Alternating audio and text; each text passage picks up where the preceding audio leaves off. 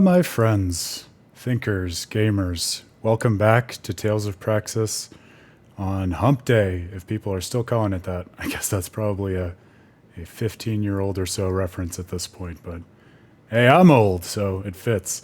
I'm your host, Aaron Suduko, the founder of withatterriblefate.com, your online publication sourcing for you all of the most rigorous and involved and passionate studies of your favorite video game stories, treating games as literature and articulating new ways of thinking about them and language to say what it is about them that makes them so special. Grail, welcome back, my friend. Timely as ever.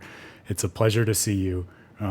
For those who are newcomers and not as familiar with the series as Grail is, Tales of Praxis is a streaming and article series that I started for With a Terrible Fate a few months ago, dedicated just to studying and trying to better understand and celebrate the storytelling of Namco's, now Bandai Namco's, Tales JRPGs, inspired by the Tales of Symphonia Remastered coming out, because Tales of Symphonia was really my entree into video game stories in general as a kid, and also JRPGs and the Magic of the Tale series and everything else. So we've been working through streams of Symphonia and Dawn of the New World and Zestiria and Alicia's story and now Tales of Berseria, and I've been publishing companion articles. My one update before we get started on the article side is my tentative plan for publication of my new Symphonia piece, which I'm quite excited about and I hope you enjoy, should be on Friday. I'm hoping I can get it out Friday morning ahead of the weekend, also ahead of the stream on Friday, so that we'll have the opportunity to chat about it and dig in a little bit if folks are interested in doing that. I'm working through the end of a draft, reaching the exciting conclusive point where I've basically worked through and worked out all of the stuff that I wanted to say, at least in this context, about Tales of Symphonia, and I'm turning to Dawn of the New World to actually look at how those ideas and concepts and practices in Symphonia carry through to Dawn of the New World and can be seen as a kind of continuation or extrapolation in that second game. So I think so many people, myself included, find it really hard to situate Dawn of the New World in conversation with Symphonia. But I think you can do it. And actually, this is one of those studies where not only have I gotten sort of a new appreciation for what it is that I think I've always loved about the game Tales of Symphonia, but also it's helped me to understand a little bit of how Dawn of the New World is picking up on those same themes and pushing them in a new direction in a way that was definitely more meaningful to me as an adult than as a kid. So hopefully, whether or not you end up agreeing with it, you will find it an interesting, different perspective. That's what Tales of Praxis is all about.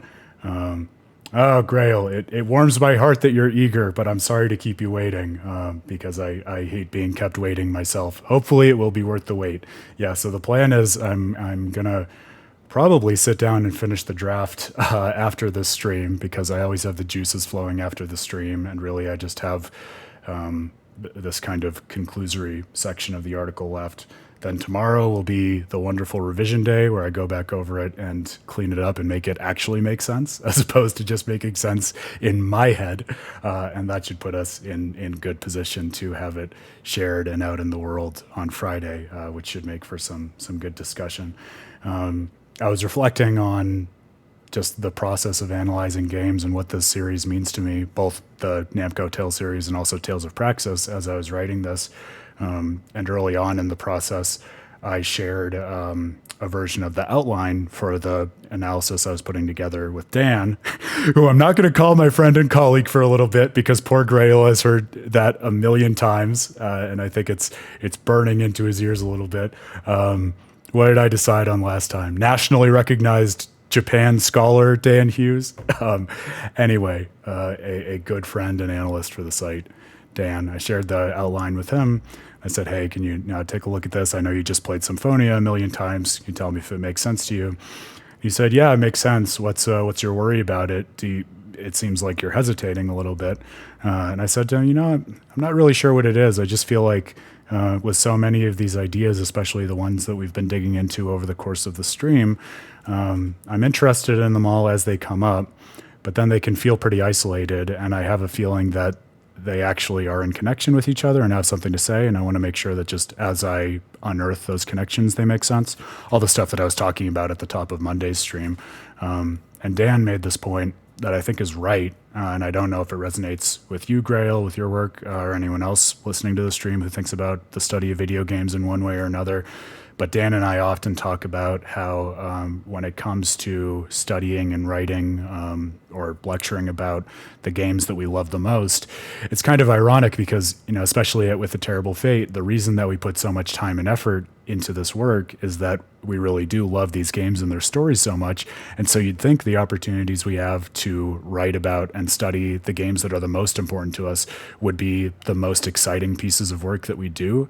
But I think it can also be really intimidating to dig in and analyze and publish on a game that had like a special magic to you growing up, because not only do you want the analysis to be interesting and accurate and worthwhile and say something that's interesting and novel and useful to you and other people, but also when you love the game so personally, it's like you want to find a way for that analysis to capture the magic and the love that you have for the game and do that justice so that other people who love the game so much, even if they maybe love it in different ways, can pick it up and not just understand it as a work of analysis and theory, but also as a work that drives to the heart of what makes the game such a moving and emotional and salient experience that remains with people for years. And that can be a tall order and kind of intimidating to get out of your head about. I love analyzing these things because so many people worry that like when you pick something apart through literary criticism or philosophy or other various forms of analysis and synthesis, it takes the magic away from it and kind of sanitizes it. My experience has always been the opposite. I think if you love something like a work of art and you ask yourself really carefully and rigorously, why is it that I love this so much? And you pick that apart, oftentimes you end up learning new things about the structure and the way that it's put together and kind of the trick behind the magic act, so to speak, that makes you just appreciate it and fall in love with it in a whole new way. So that's why I do this. I hope it comes off in the writing, but especially now that we're doing Tales of Praxis and forming this kind of real-life JRPG community around with the Terrible Fates mode of video game study. Maybe y'all can just tell me how you feel about it, if it resonates with you, if it adds to your experience of the game and Namco's series, because that's the goal at the end of the day. It's definitely given me a new look into my own perspective, but hopefully it will for you too. Yeah, poor Grail has friend and colleague PTSD about Dan. I'm going to have to, that's what I'll do before the next stream. I'll finish the article, Grail, and I'll spend like a good 30 minutes to an hour just workshopping other titles to give Dan. It'll be fun because, see, it's all connected. The Tales games are so concerned with all the various titles that the different characters can have, and so we'll be doing the same thing for our real-life JRPG party. I was going to say I'm kidding. I guess I'm only half kidding, but that'll be fun. We just finished kind of the first... I don't want to say the first arc, but the first bit of our adventures in Logris as we're learning more about the Abbey and the ins and outs of how they work, and I guess the dark side of the Abbey based on the end of the stream last time. We had finished our group of tasks for the Bloodwings. We infiltrated the Abbey in order to assassinate High Priest Gideon, the I guess Gustavo Fring of Tales of Berseria, and the Desolation. That's what we decided the name of the world was the last time. We learned that in a book, who was manufacturing and running this nectar trade putatively to amass funds for the Abbey, but really it sounds like, and the synopsis wants us to believe, mostly just for lining his own pockets and amassing personal wealth. Of course, we saw him ultimately become corrupted into a demon, only to be immediately destroyed by this much scarier and larger demon that the Abbey was keeping under lock and key in a cage for reasons yet unknown, but probably nothing good. Poor Eleanor got caught in the crossfire trying to uphold actual principles of honor. She came off to me, I forget whether I said this during the last stream, but a little bit like Flynn in Vesperia, trying to be an honorable knight, but very quickly pulled in over her head by the realities of living in this kind of world, to say nothing of the fact that she got her Malik Bienfu properly stolen from her by Magilu, who was Bienfu's original master. So now Magilu actually has the magic and ability to help in battle, and poor Bienfu is under the yoke of, I think it's safe to say, a more capricious master, and also along for the ride in our party of demons and ne'er-do-wells. And we escaped from the Abbey, and I think that's where we wrap things up. And we're going to be dealing with the aftermath of everything we just discovered and processed and learned about the world, and seeing where things go from here, hopefully towards a grudge match with Artorias that we've been building to in our whole adventure and playthrough so far. I think, yeah, I would agree with you, Grail. I think if we get a good clip going and are not distracted by incredibly rich and valuable real-life conversation, as we were last time, we will probably reach the end of what it's safe to call either the first arc or the first act, however you want to think about it, because I do have a clear moment where that happens in my head, which it would be nice for us to get to. But who knows? Maybe we'll get a whole quorum of people like last time and start chatting, because that's a different way to spend the stream, but certainly an equally worthwhile one. First things first, most important, we have to see how our expedition did. Not 3 losses. That's a step in the right direction. Thank God, 8 pieces of mystery meat. That was worth it. Azra C. All right, we got a new area. That's something. Oh, but we don't have the exploration level to go there yet. Bummer. Oh, but we're really close to leveling up, so that's something at least. And they're off. All right. I also noticed, I was glad I was taking the time to look at the map before the stream, because I had a couple extra minutes. I didn't realize that the Code Red Demon we spotted from afar on the Danon Highway is, in some way that's as yet unclear to us, related to Rokuro and his past, and maybe even that giant blade he refuses to use on his back. So figure we can try to knock that out too before we get too much further into it. Nice, Grail. Is it a main story boss that's one of the ones who's given you a lot of trouble in your special extra super challenge run, or just where you naturally decided to take a break for a minute? I admire you, my friend. The level of challenges you've been grinding through yourself has been really impressive.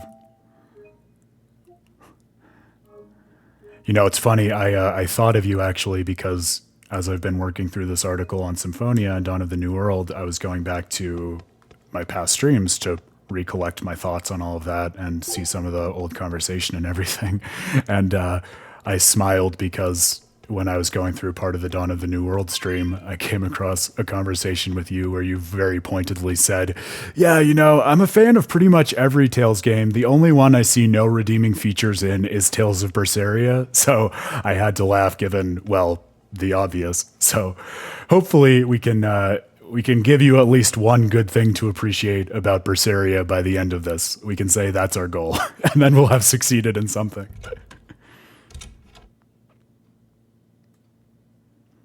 Yeah, tactical breaks in any intense gaming adventure is good for maintaining one's sanity, I find. You did the job well, it seems. You heard quickly. That's about all I'm good for. And with these old ears, sometimes it's hard to hear it all. And did you learn anything about the key for passing through the barrier? Yes. Only the high-ranking exorcists can enter through the barrier protecting Artorias and his temple. Exorcists are considered high-ranking if they are accompanied by at least 4 greater Malakim. So if we had 4 powerful Malakim with us, we could slip through. But Malakim outside the Abbey's control are rare. They thought this through.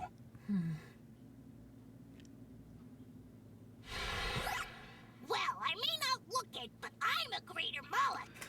He super doesn't. Aizen, Laphicet, and Bienfu. So we just need one more. We'll have to steal it then. So I have to come too? Sounds like a pain. Then stay. We don't need you. We'll keep Bienfu, though. You have no courtesy.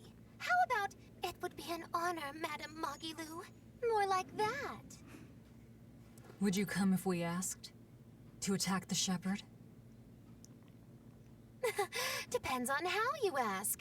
A battle between shepherd and demon sounds like a real fine spectacle. I'm afraid this is just how Miss Magilou is.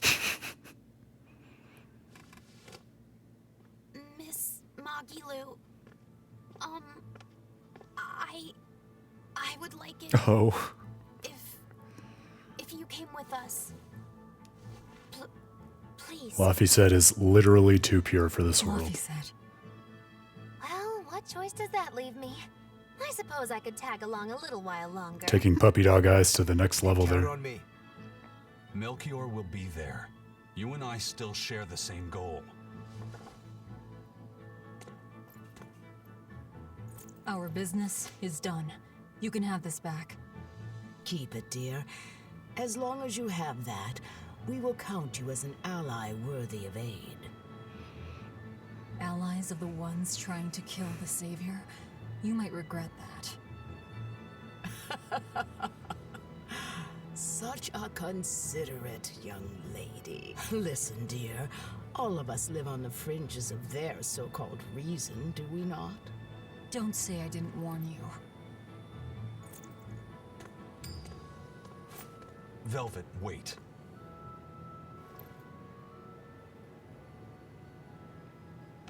My. I can't blame him. It's been a long night. Some aid for your allies? Of course. Right away. But that's why it's the challenge, right, Grail? I mean, you would know better than I, but I would think that you would undertake that kind of challenge because, yeah, it makes it more tedious, but hopefully if you get things right and actually take the time to do the entire game satisfying that challenge, you feel, I don't know, you tell me, something at the end of the game, right? Probably like what I feel when I finally pop a platinum trophy on a game on PlayStation times 1,000 or something like that. I would hope if you pick the right challenge.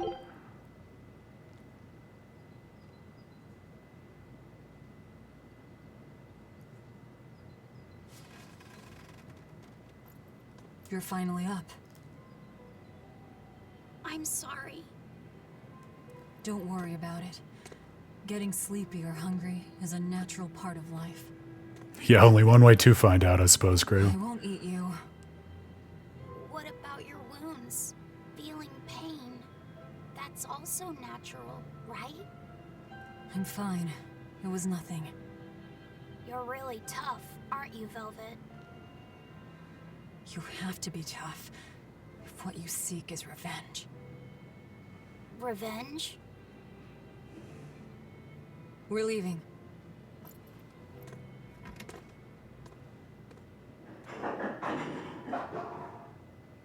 Rokuro and the others are waiting at the plaza. Yeah, I was thinking the same thing, Grail. You know what I oftentimes think about? Why is Laffy our leader suddenly? That's weird. Oh, because everyone else left our party, and I guess we were defaulting to someone other than Velvet. Keep up. I can't do or that. I'll leave you behind. But yeah, I oftentimes think of, actually another one of the first games I played, weirdly enough, was the first game I played in the Kingdom Hearts series, which was Chain of Memories, not Kingdom Hearts 1, but the room that you have, that you can create on the like semi-randomized floors that you build throughout the dungeons in that game. The room with a save point is called A Moment's Reprieve, which there's something just like so simple and poetic about that in a game for me, where especially in a game that's so characterized by violence and combat and something stressful always happening, when you just have, as you say with the name of this theme, Grail, time to relax or a moment's reprieve or just some space to breathe. There is a special kind of like almost wistful magic about that, I think.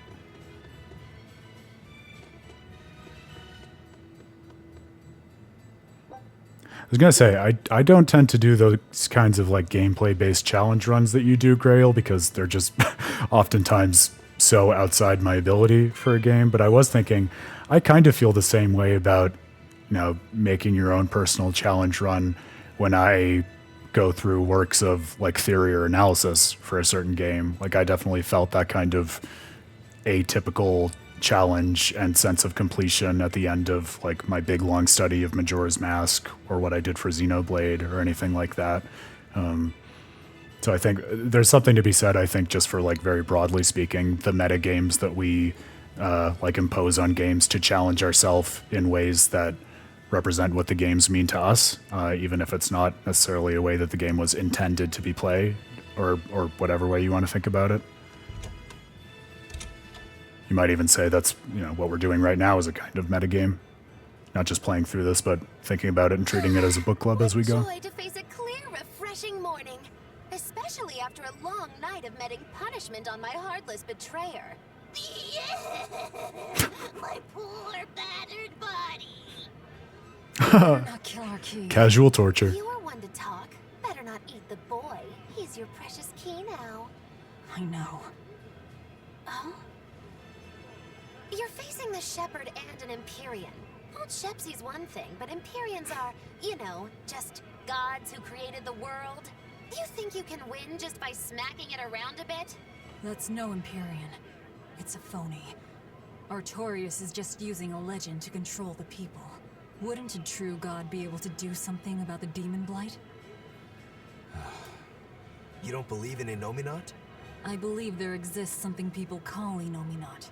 But it's just a Moloch that used a special art to bring the other Molochim into our world. You sound confident. So deflationary, Velvet. I witnessed it 3 years ago. Well, if it's not actually a god we're against, we just might stand a chance. Of course we do. And ultimately, our target is Artorias. I don't care about anything else. Revenge against Artorias. For her brother. All right, Laphicet. Which way is the Empyrean's throne? It was north of Logris, in the mountains up the Danan Highway.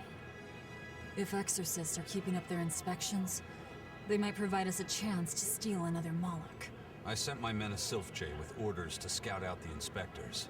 With their information, we'll be able to plan the attack. We can meet up at Port Zexen. That's the plan. I'm interested, Grail. Tell me more. What was your reasoning to that conclusion? I will say something that I also wanted to call out that I thought was really interesting was after our conversation on Monday about the relationship, especially between religion and the spiritual and God and JRPGs.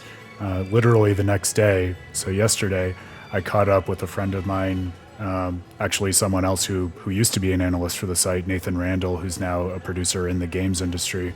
And I asked him the same question, hey, what do you think makes a JRPG? And so we were talking about it for a while, and he pretty quickly came to that same idea of the thought that there's something that's not just special about a JRPG, but especially about how JRPGs are received in the West, because the West is so kind of, especially in modern times, like in large parts at least, anti-religious and like deflationary about the spiritual world. And so a lot of people who might not have like a personal relationship with the spiritual or a religion, I think are able to find that sort of spiritual communion, or in some cases like a mystic act, through the practice of playing JRPGs and the way that they relate the human experience to the transcendental experience, whether that's interacting with God or humans becoming immortals or things of that nature. So there seems to be something in the air there. People are kind of gravitating towards some kind of understanding or meaning in that dimension of them.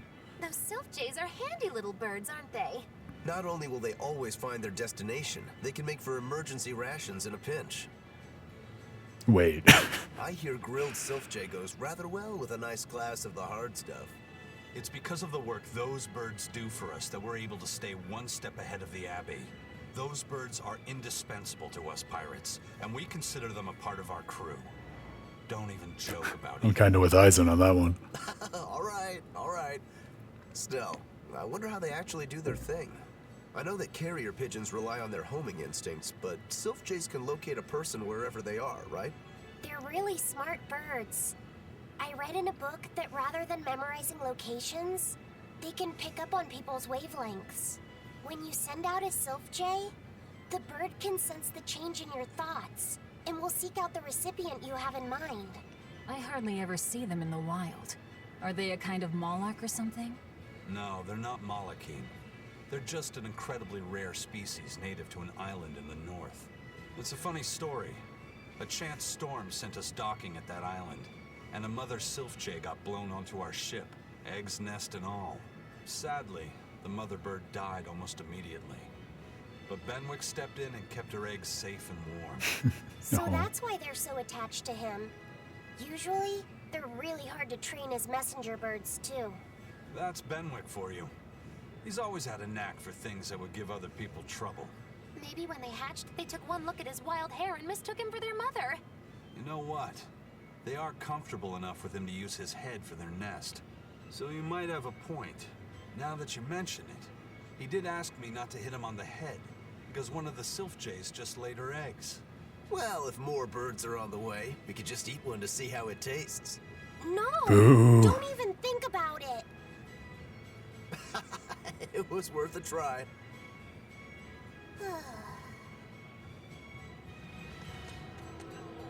Oh, we got all kinds of skits now. Hello again. I'm Bienfu Amalek. Nice to meet you all. Just so you know, I'm a greater Moloch. You're a greater Moloch too, Laphicet. I'm sure we'll get along great. I'm classified as a greater Moloch? That should be no surprise. You've got a lot of power, despite your appearance. You're a greater Moloch too, aren't you, Isam? So I've been told, but I can't say I care for measures made by folks who tether my kind. I didn't know that's what it was. I'm sorry. No, don't worry about it. Just promise me you won't judge your own value from a label given to you by others. I won't. I promise. What if that's all that gives me self-worth? They're pirates and demons. Pay them no heed. To me, you are the greatest Is of it all. sad that I empathize a little bit with Bienfu here? Do you really mean it? Oh, Miss Magulu, you're so kind. You've changed so much since I left. But you haven't changed at all. You are eternally my greatest servant. Oh, I don't want to be the greatest then. Oh, this is bad. And our roster of the oblivious grows longer.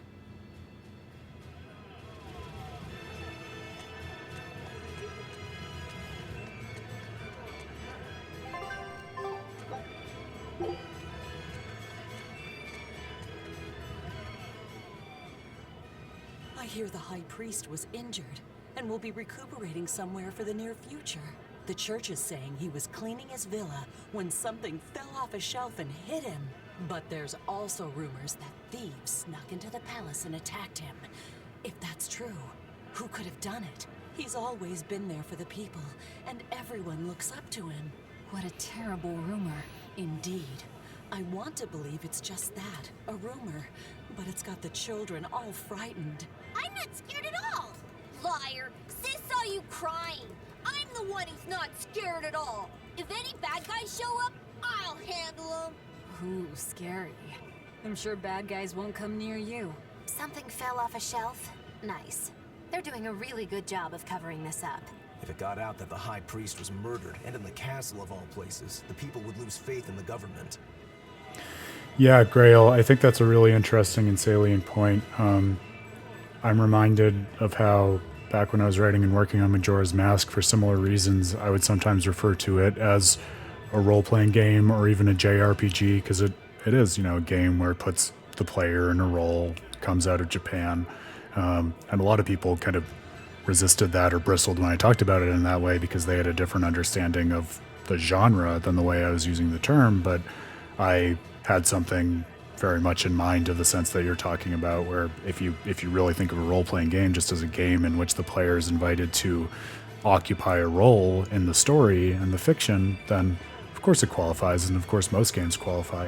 I think one thing that's interesting, just for my 2 cents, is if you're ever interested in reading some of my more foundational theoretical work on video game storytelling, I'll drop it in the chat. I agree that in pretty much every video game, as a case of interactive storytelling, the player occupies a role. I think what's interesting and makes a lot of the stories of games really unusual and compelling and challenging for the player in a way that you just don't get in other media is it's not even always that you're playing the role of the avatar or like walking in the shoes of the avatar. Quite often, yes, you're a part of the story and you're engaging the world and making decisions as a player, but your perspective and the decisions that you're making are materially different than the inner life of the avatar and what he or she wants and is trying to achieve. One example, even from our Tales of Praxis stream, is think about Dawn of the New World, right? Like one of the central questions of that game and what it's concerned with is, what is your avatar? Is this thing Ratatosk, the summon spirit, who wants to raise humanity to the ground and start over? Or is it Emil, this human who wants to live a life and fall in love with Marta and, you know, kumbaya and everything like that? Or is it some combination of both? And your job as the player is kind of not to occupy the role of the avatar, but to decide how you see the avatar at the same time that you're controlling his actions throughout the world, right? And there are a lot of other examples like that. That's not to say that you're not playing a role in games, quite the opposite, but I think there's a lot more interesting multidimensionality to that than a lot of people realize. The interesting question then, to carry your thinking further, is like, so if you're thinking of all like video game storytelling as inviting the player into a role, how then would you qualify JRPG, right?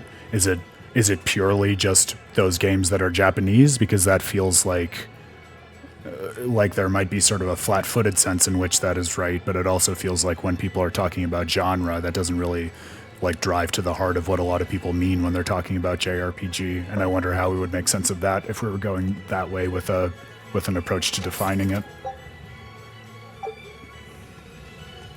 One thing that was interesting from my conversation with Nate as well, and I don't think this is directly related to what we're talking about, but it was sort of just an interesting perspective on Eastern versus Western storytelling and how that arises in Western role-playing games versus JRPGs, is another thing that is oftentimes discussed in the case of Japanese video game storytelling is the idea of an auteur, which is a term that actually comes from like film studies and thinking about filmmakers like Hitchcock. Wow, that name fell out of my head. But Hitchcock, Tarantino, directors and writers who have like clear perspectives on the stories they want to tell and the worlds that they want to create, so that even though there are obviously many hands and creators and workers of different kinds who go into making any single movie, it feels like it was all created by this singular creative force in the same way a novel is written by a single person. And when that happens in a collaborative medium like a film or like a video game, you call it an auteur. And oftentimes nowadays when people talk about video game auteurs, it's mostly associated with people and creators from Japan. So you have Kojima, you have Hidetaka Miyazaki, people like that. Nomura, right? Another great example. And what Nate was saying, because again, like he works in the industry at a Western gaming company, is that like one of the reasons that's the case, I guess, as he tells it, is over here in the West in terms of the way that games are rated and subdivided for like children versus adults, and the way that gaming companies are stratified. You get games that are focused on much more niche audiences and are kind of censored to better serve those particular audiences. So there's kind of a constriction on creative freedom there. And then also you get creative directors who are more focused on kind of enabling the creativity on everyone on their team, rather than expressing and advocating for a singular creative vision like you would get in someone like an auteur, like a Kojima or a Yoko Taro is another great example, right? All of these Japanese auteurs. Whereas in Japan, you know, there's not that strict delineation between the adults and the childhood media. You think of something like anime or JRPGs, they kind of equally serve both audiences, albeit in different ways. That's why something like a Final Fantasy game can get away with being rated T for teen. And also just the structure of the companies, I guess, are oftentimes organized in such a way that they're conducive to like one person having much more direct and comprehensive creative decision-making authority over a project. So I thought that was interesting as a way of kind of delineating the two approaches as well.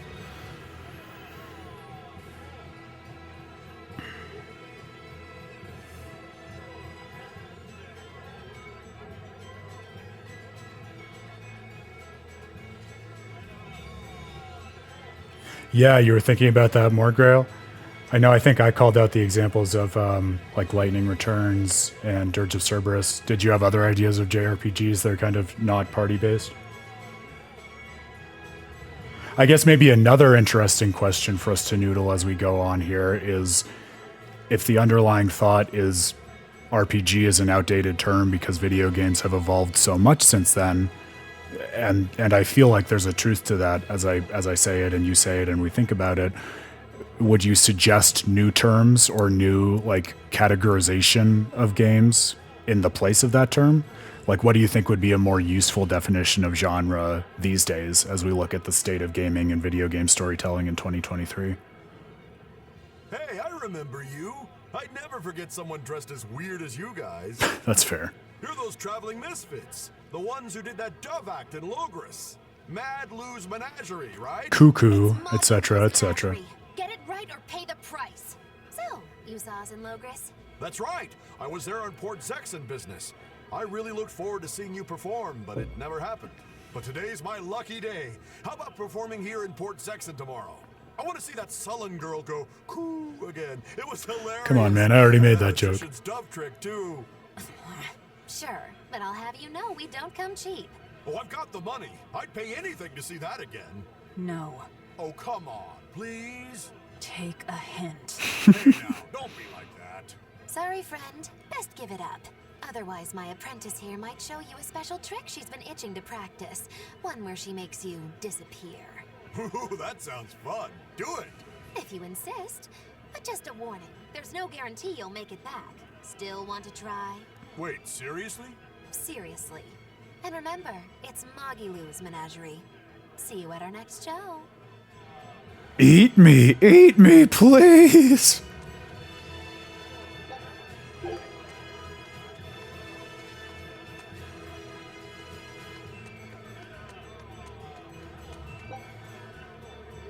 We're lugging around all of these coins and we can't pick up anymore. Is that something we can sell for currency? Can artifacts be exchanged for money, which can be exchanged for goods and services?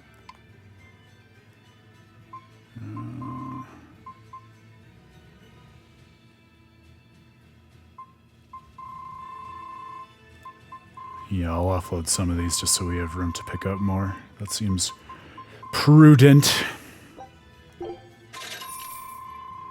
Wow. A whole 10,000 gold. We're rolling in it now.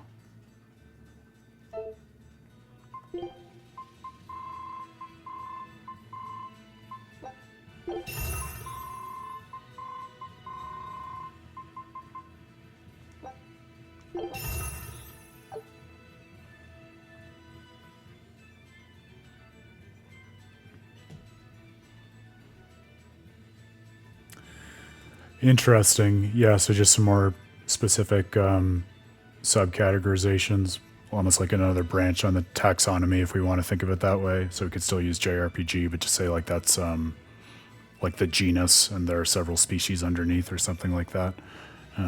Genus with a U, not an I, not to confuse it with the Tales of Symphonia character.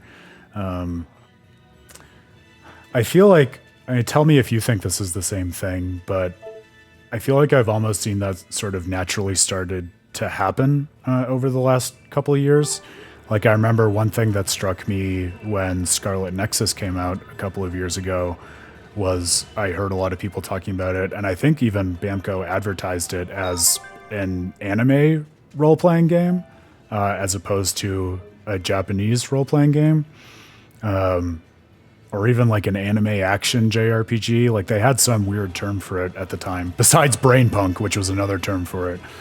But that made me think, man, maybe people are starting to be a little more specific with their terms because they feel like JRPG is just too capacious. I feel like I'm of such two minds about that, I think, because on the one hand, like we're talking about right now, Grail, I think it's useful to point out that there are limitations to the specificity of the genres we use and want to go further into that.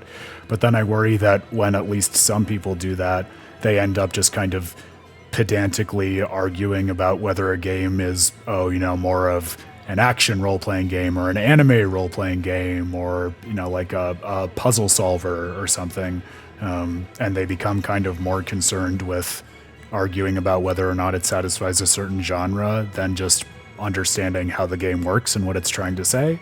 And obviously that's not what we're doing here. We're having fun with it and just thinking about the ways the games have evolved. But I worry that if you go into it with the wrong attitude, as with so many things, you end up getting a less productive conversation out of it as opposed to a more productive conversation. Yeah, that's exactly what I'm saying. I'm glad I'm not the only one who's been experiencing it.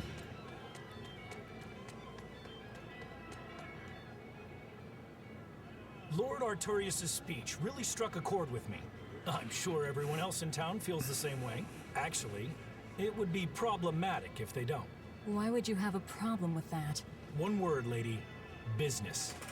The ceremony to move the great Empyrean Anomenai is going on now, right? After a speech as moving as that, anyone would want to offer a prayer to the new Empyrean, which is why I'm selling commemorative chalices. They've just come in Oh, hey, Nominat's blessings are many indeed. Are you decorating the chalices with anything? I'm just about to deliver them to the craftsman to get them engraved. I just hope all this effort doesn't go to waste. Impossible! This is the perfect opportunity. I guess amateurs just don't get it. I may not know business, but I know how this story ends. Artorias, this ceremony, all of it. I'll end this by my own hand. Yeah, no kidding, Grail. That's so gross. It actually reminds me, I don't know if it's sacrilegious to say this, but it reminds me of when I visited my dad last year when he finished walking this pilgrimage in Italy, and it terminates in Rome at the Vatican. And so we walked into the Vatican together, and it's nuts because it's like one of the, if not the, like, holiest seat in Catholicism. And so there are all of these devout people there, but as you're like walking into Vatican City from Rome, there's this whole long street that's basically just lined with merchants like that who are trying to like leech off of every tourist and worshiper and everyone in between, selling them like all of this, Vatican City memorabilia and religious iconography and everything like that. So it's a little too real, that particular NPC here in Logris. All right, level up, even though we keep losing. This is the thing that I remember about this idle expedition system, actually, was that like I don't know if it ultimately improves as you keep doing it, but I remember the vast majority of the expeditions I sent the ship out on ended with just a bunch of losses in the battles. All right, now we're at a level to explore the Azra Sea, though. Those who sail these waters see visions of their past lives. Some say that a Reaper will take the souls of any who refuse... How do we move to the next page? There we go. To accept the truth of these visions. I don't know, I noticed these descriptions before. Is there a Symphonia-inspired one for the Exsphere Sea? These waters are said to be the home of angels whose haunting songs lure sailors to their demise. Safe passage is only granted to those who offer a chosen one in sacrifice.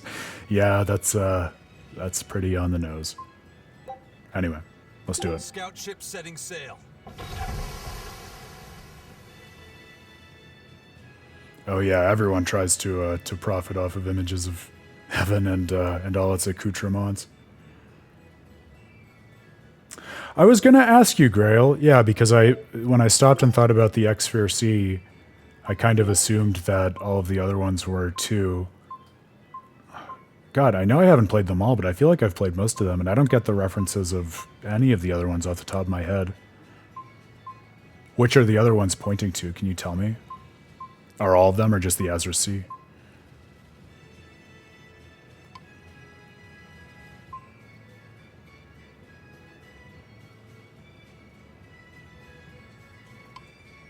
The other one's about a legend of two mysterious twins. Interesting.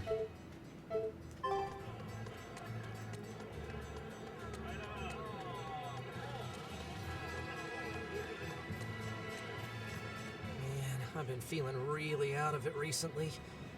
I was much happier when I was drinking sweet, sweet nectar. Oh no!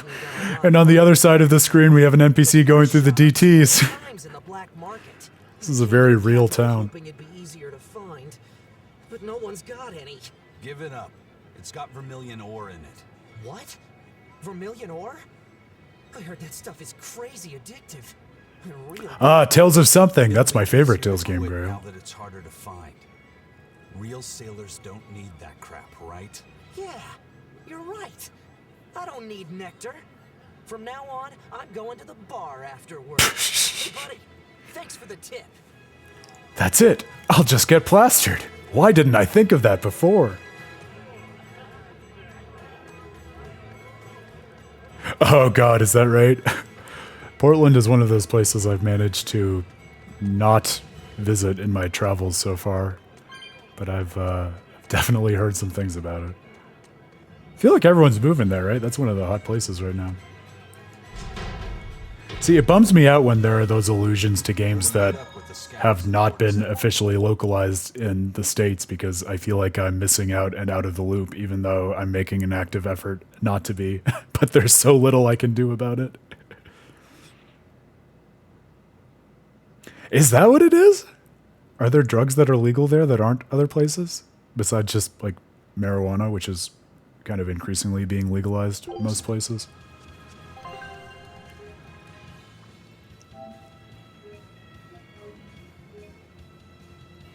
I heard it was just kind of like an up-and-coming and artsy and hip kind of young people techie vibe.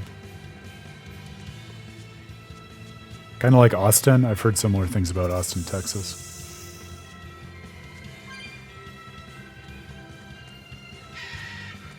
Well, I guess Austin is supposed to be a bit more of a university town. What's the matter, Laphicet? You look like you're not feeling well. Doesn't he always? You can stay out of this. You're a demon swordsman. Eisen is a cursed Moloch. Magilu is a bizarre witch. But what am I? Turning existential here. You're Velvet's tool and emergency rations, aren't you? That's what Lady Teresa And her projected childhood trauma. A tool. Mostly that. But I'm alive. I get it. You're starting to wonder what your place in the world is. In that case, there's only one answer. You have to decide. Oh, there you go. Well, thank you for the context, Grail. It's all up to you. It depends on what you want. I knew parts of Canada had done that. I didn't realize there were places in the States that had. Control the rudder of your life. Your hands on the wheel. My life. My rudder. Doubts are okay too. They're just further proof you're alive. I'll protect you until you find your answer. Your arts have helped me often enough. All right. I don't really understand. But thank you. Pretty words and all. But take care who you listen to, kid. Demons and reapers, remember? I hear there's a wicked witch about too. Get going or get left behind. We risk the wrath of the revenging reprobate! For now, let our rudders take us forward!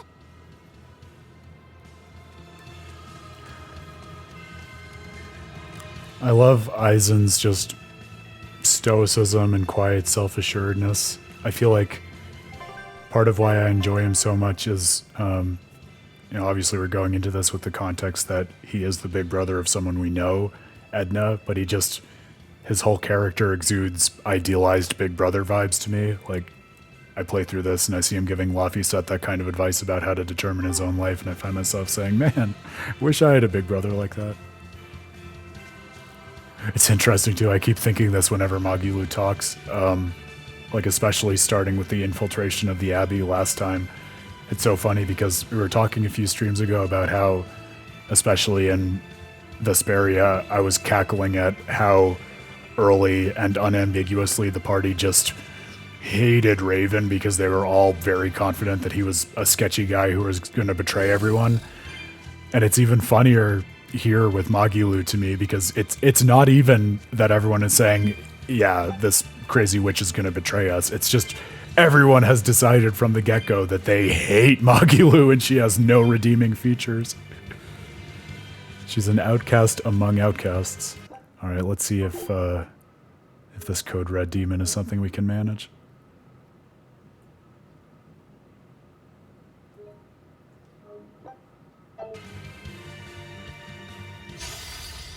Orc Kong! Oh no! Why am I controlling Laphicet? I should have checked the party.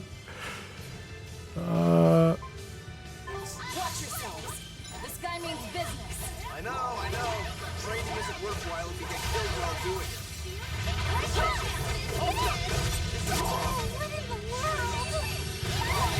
Well, let's hope he's mostly the devil on your crazy challenge parameters. Yeah, it looks like we're not going to have too much trouble knocking him out of commission.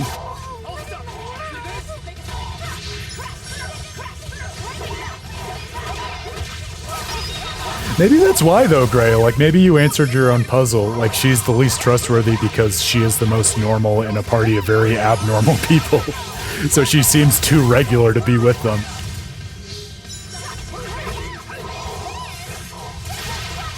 She also has a bit of an outsider vibe that I didn't remember. And I don't just mean like, oh, she's an outsider. I mean the outsider with a capital O from Dishonored, with his whole vibe of being this very ordinary person who's kind of outside the time and place of the narrative, but just interested in like seeing an interesting story play out in the world. She has that same vibe to me of kind of being like disinterested and removed from the worldly affairs that all of the other party members are concerned with. But like she said in, I think, one of the skits earlier this stream, like she feels like interesting situations are going to come out of everything they're trying to do, and so she's kind of interested in tagging along with the ride for that reason.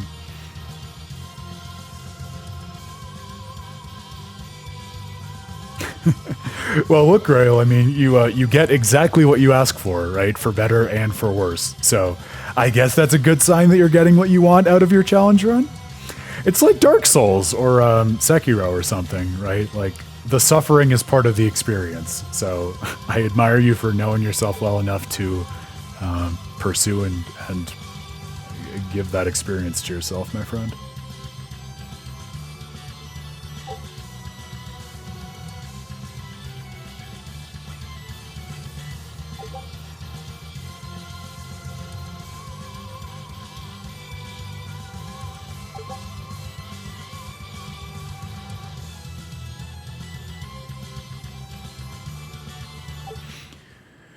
I was kind of interested in playing as Magilu, but I don't know. Just wanted something good. I want to put a little more time into Eisen first, I think. For myself.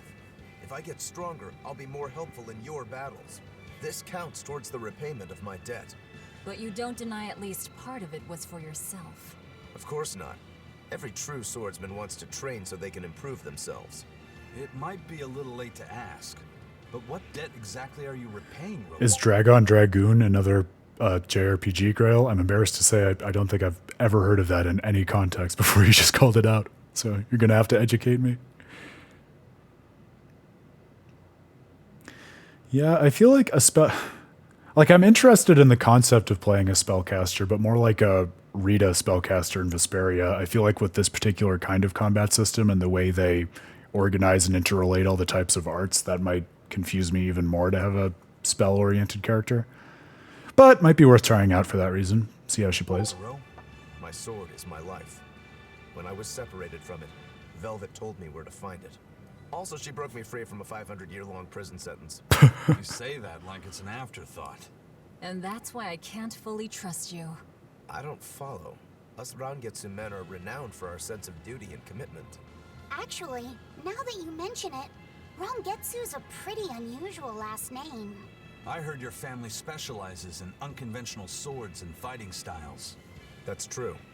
Our ancestor was a swordsman from way off in another country who came to this land a long time ago. A foreign swordsman, huh? I guess that explains. Oh, that's right. I did know that at some point. He had quite a hard time getting. I'm sorry, that was a brain fart on my part. Of course I know Drakengard. Ever since, the Rangetsu clan has accepted the rule of their benefactors and has served them in repayment of their debt. Served them as bodyguards? Bodyguards, assassins, spies, body doubles. Hilarious drinking companions. Your family will carry it through. Always return that which you've borrowed, even if you must repay it with your life. That was our ancestors' creed. In truth, 4 of my 5 older brothers are dead. you have to admit. No, I mean, look, Grail, you just have to own it. You say, Yokotaro is the weirdest man alive. He would want me to say the really weird Japanese name of his game as opposed to the much more commonly recognized English version of it. We take our sense of duty seriously. Yeah. All right, I get it. You and your family are all tied to your sense of honor. That seems to be the case. We can count on him. As long as he's on our side, at least. Oh, come on, that's not fair.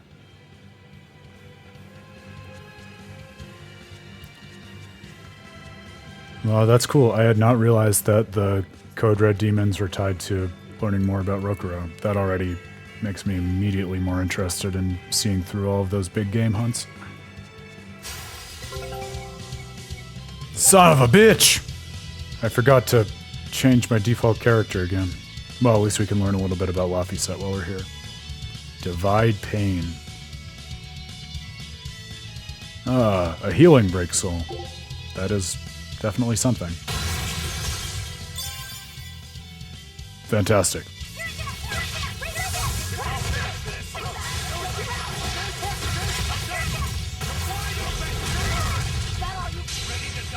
Think you can dodge? Just try. Perfect mayhem. Yeah, good point, Carol. You really do have a peculiar air about you.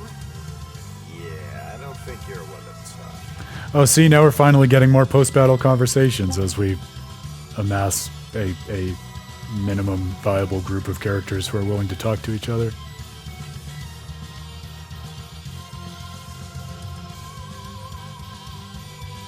Oh, that seems like a useful combo thing. Maybe I'll have to play around with this Switch Blast stuff a little bit.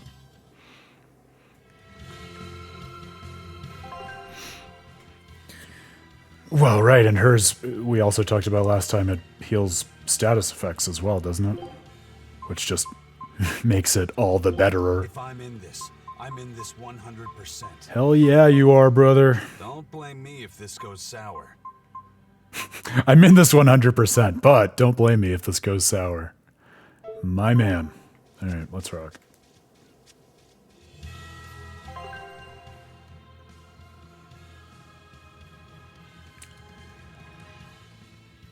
Yeah, we are going to Port Saxon. I was worried we were heading in the wrong direction for a moment there.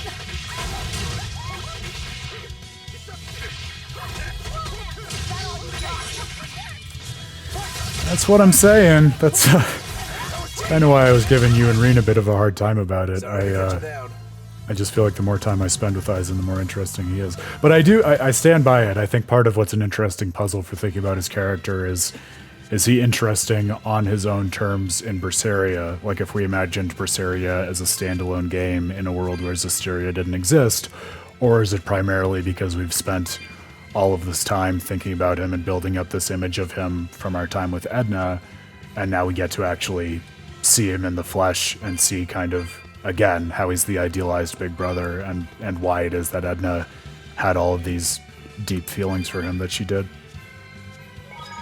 I'm definitely still thinking about that as we continue on here. Yeah, if only Aizen made guest appearances in other games. Wouldn't that be cool?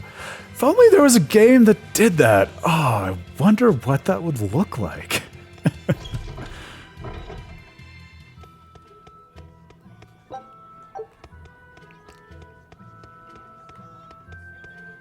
I'm not confident at this point that we can get another inskit because it feels like they are very rare in Berseria, but I'm always going to try, damn it. No, we'll never. That could never happen, Grail. Look, it would be nice, but it would never, ever happen. And we just have to learn how to live with that.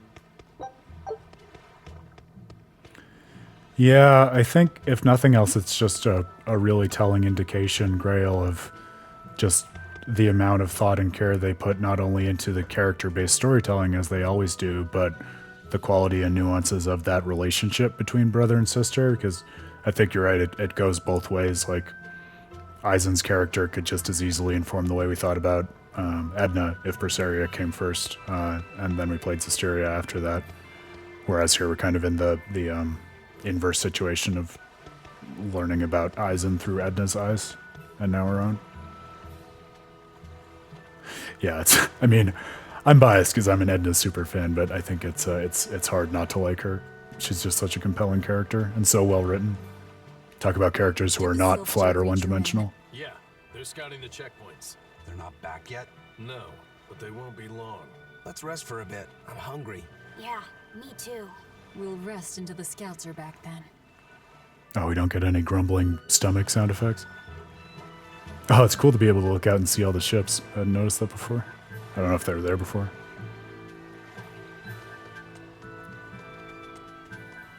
So many in-town conversations here. To get some? Shh, idiot! Not so loud! Behold, the finest drink there is, Ileana Red. If Benwick and the others find out we have it, they'll drink the whole thing. Wait, you didn't tell them about it? Of course not. Those guys couldn't care less what they stuff down their gullets, as long as it gets the job done. The subtle notes of this exquisite libation would be lost on those louts. Well said. A lizard man of taste, I see. Some mozzarella cheese would complement this Ileana nicely. We'll have to hide the bottle until we can get our hands on some. Leave that to me. Wow, talk about oblivious.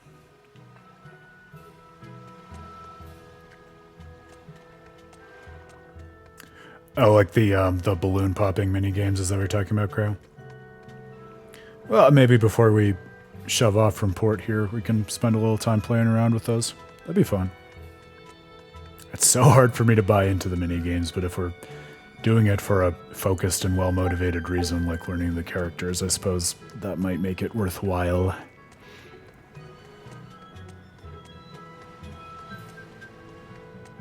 Oh, is there another mini game besides the balloon one? Is it in the same place? There we go. Fully stocked and ready Got to it. sail. Great. We set sail the moment the scouts get back. Stay here and be ready to go at a moment's notice. Aye, aye. There's no telling what'll happen at the Empyrean's throne. Be ready for the worst. Is there something worse than being around you, first mate? Brutal. Just be ready. Aye, aye, aye. If anything goes Aye, wrong, aye, send aye. Sylph J, and we'll come running. Be ready for the worst, huh?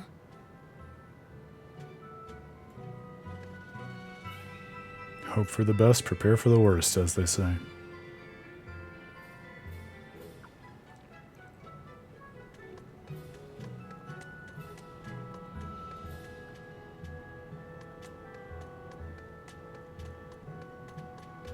Where's the rest of the gang? It's just Velvet right now, right? Scattered to the wind?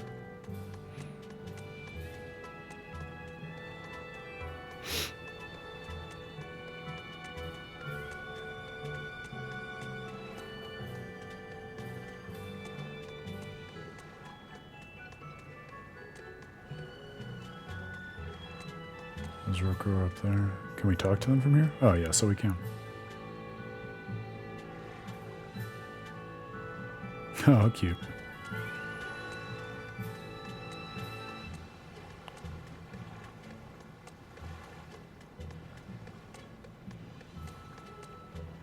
Magilu is the star in more ways than one, I guess.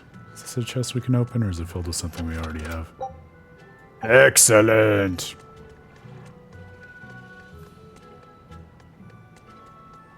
Oh yeah, there's Magilu. But where's Laphicet? I gave the boy an apple, too. Aren't I the kindest girl alive? An apple. Would you like one? This time I want you to crow like a No, roo- thank you. Miss, are you really planning to fight Artorias? Well, the boy did ask me so sweetly. But you'd have no chance.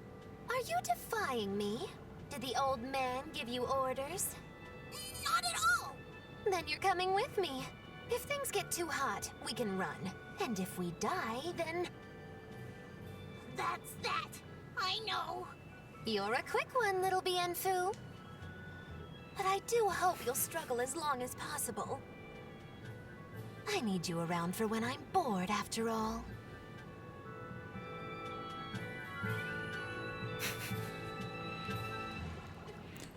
I might have to tweet that picture later or something. There's no way that I could show the stream this from this angle, but I just looked over during that skit and literally, if you can imagine it, I've got the green screen and then just poking out from beyond the corner of the green screen is my dog's nose. And that's all I can see of her.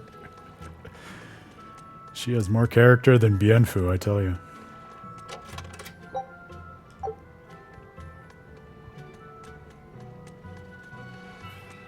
She straddles the gap, I suppose you might say, between Mew and Rapide, depending on the day and her mood. No, fair point, Grail. She does not have a hat face.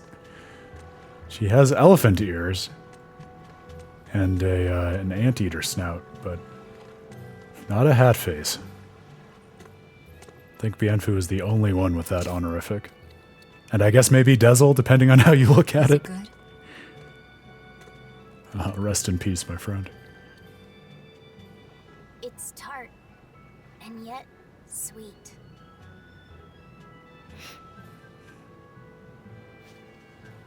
Oh. No thanks. I wouldn't be able to taste it anyway.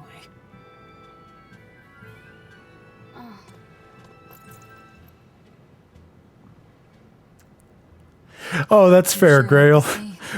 We can take heart in knowing that even if we never see him in this game, at least it's a world in which he exists or will exist in the future and has not yet had to sacrifice himself. That's unexpectedly wholesome. I'm afraid of the sea. The waves, sharks, all this strange fish.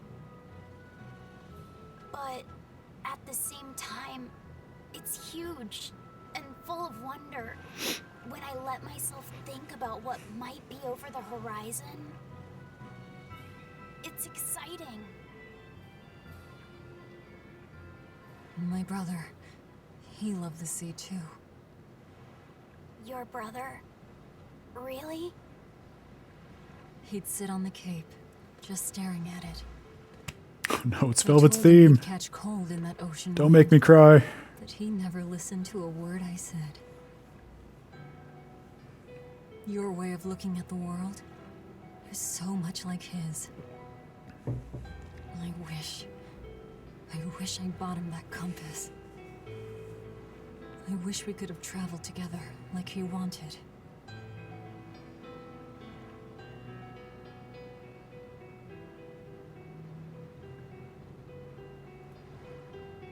Hey! The scouts are back, everyone!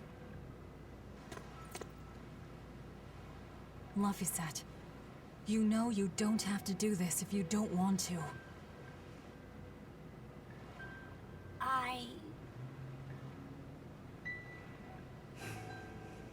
I'm going with you, Velvet.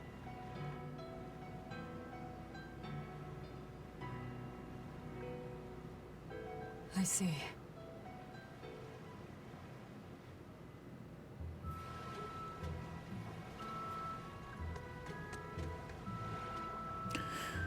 I wonder whether it would be interesting or facile to do like a comparative analysis, thinking about the meaning of how Velvet can't taste things and has lost some of her proprioception to being a demon versus the way that Alphen can't feel things and has lost his capacity to experience pain. Like, I don't know whether that would be sort of just a superficial side-by-side or actually reveal something about the characters. But I'd forgotten how much, like, Velvet's lack of taste and sensory experience was part of what it meant for her to be a demon in Therion.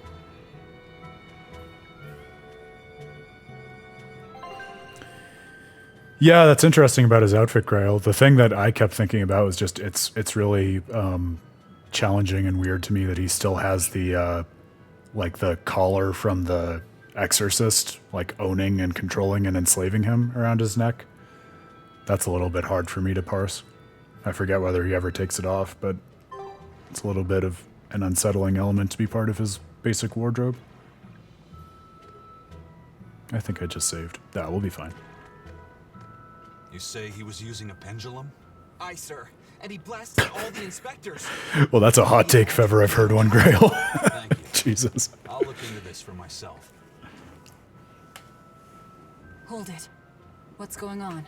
The Exorcist inspection team was attacked by a pendulum-wielding Moloch. The same type of weapon was found at the place the captain vanished from. And so you think the attacker is the one who took the captain? I don't know, but this can't be coincidence.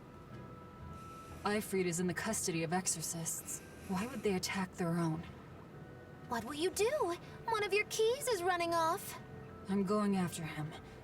If they're already in disarray, causing more confusion will only... That's Tales logic at its finest, isn't it, Grail? Demon Fang, therefore based. That's all you need to know. That's we did it. We did the whole Tales of Praxis right there. We can pack up and go home. There's nothing more to uncover about this series. Pandemonium! My favorite.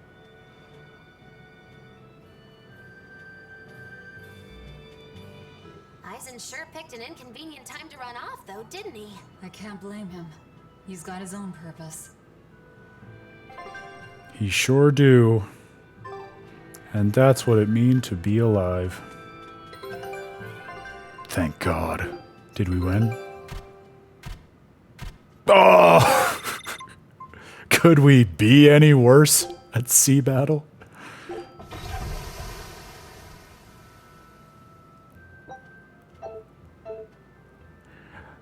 That would be fair, Grail. If most of them are demons, wouldn't you just call it Fang? Ah, see what I did there? See what I did there? It's the only dad joke we'll have this stream. No, I'm kidding. I could never make that promise.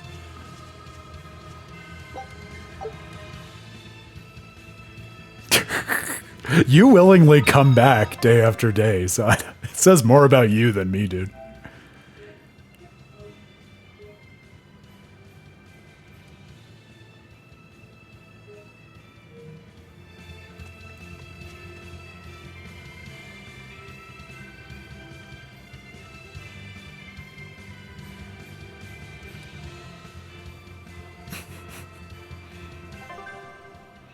I hope the outcome of shopping at the White Turtles throughout the game is seeing the poor guy sent to the poorhouse, losing all of his money on this completely upside down business. That seems good.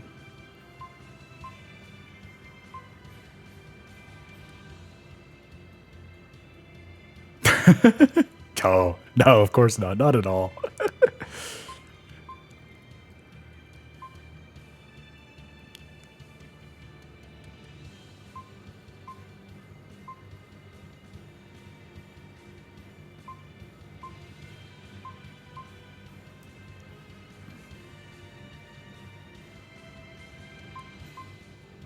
God, I laughed because I forget whether I said this last time, but Dan has been playing through Tales of Zestiria now because he was going to do Dawn of the New World after Symphonia, but then his PS3 went busto, so he's waiting to get a new one. But so he's been doing Zestiria, and one of the things that he's talked a lot about in Pokemon Rose, his Pokemon podcast, is how he never appreciated... Oh, you can have 99 of the cooking items? I didn't realize that. Well, I'm not going to fucking do that. He's spoken a lot about how he's really gotten an appreciation for the metagame of Pokemon, and the IVs and breeding and natures and all that junk as he's gotten older, whereas he never really appreciated that growing up. And so I asked him, because I knew the answer, but I wanted to hear him say it. I was like, so how do you feel about the equipment fusion and the skill grid and everything in Zestiria? And he was like, I love it. It's exactly my thing. I feel like the game was made for me. And I laughed and I said, Dan, can you guess how I feel about it? He was like, yeah, you don't have to tell me how you feel about it. I know you well enough. So it was confirmation to me that there definitely is a kind of gamer for whom these systems are made. It's just not me. But I do feel like as we've talked through it and thought about it, I can at least appreciate it a bit more, even if I recognize it as not quite my thing.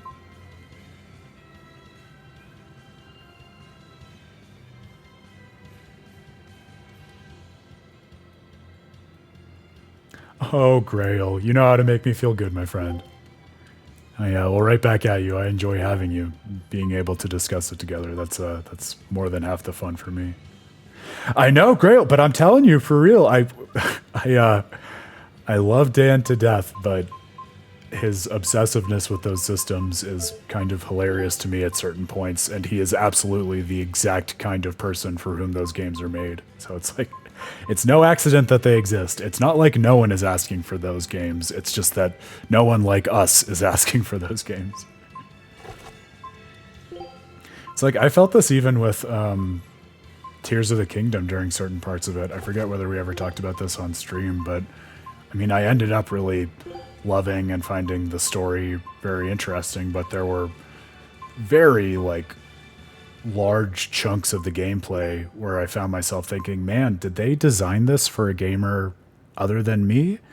Because I feel like a lot of the crafting and the world navigation and just a lot of the basic gameplay loops are not things that I think of as Zelda or as interesting, like, narrative content, or even things that have to do with Link. Like, I feel like I might as well be playing Minecraft right now as opposed to a big flagship Zelda release, which didn't feel great to me. But I do think there's a certain point at which, you know, if it's a game where especially like the gameplay or the systems don't really gel well with you, there's probably a reason for that. Like, it's probably being made for a different kind of gamer.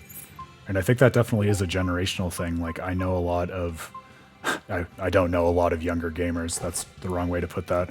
But like my nephews and the younger generation who games and watches streams and stuff, they dig into games and, you know, think about them differently and look for different mechanics in them than the kind of stuff that I care about.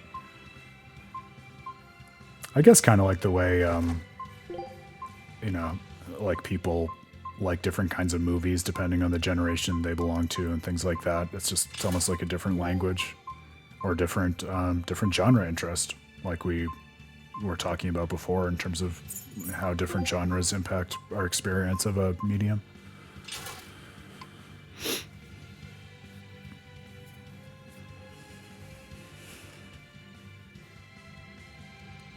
I'm 100% with you, Grail. Like, I mean, give me cool, singular, like, end game equipment and special equipment from areas that have a special story as opposed to a million versions of the same piece of equipment. So you will get zero argument from me there. But I think there is someone who appreciates the meta of doing it the other way. I will say Dan at least got where I was coming from, because I told him a story that I know I did tell early on in the Zestiria stream, where, like, the last time I tried to replay Zestiria before Tales of Praxis, I decided, all right, I'm going to sit down, I'm really going to try to do the skills, and I took, like, at least a whole full day to do just one G-Union, and I truly believe to this day that just making that effort was a big part of what totally gassed me and wore me out and, like, caused me to put down the game before completing it. And Dan was like, that's fair. Like, I appreciate the system, but I appreciate that you do not appreciate the system, Aaron. But different strokes, right? That's part of the joy of diversity in gaming. Everyone gets to like their own stuff for their own reasons. Even if some people are wrong, you're allowed to be wrong. I'll finish this quick. Oh, right. Eisen's not here right now. I guess we can just abuse Velvet's win button in the meantime.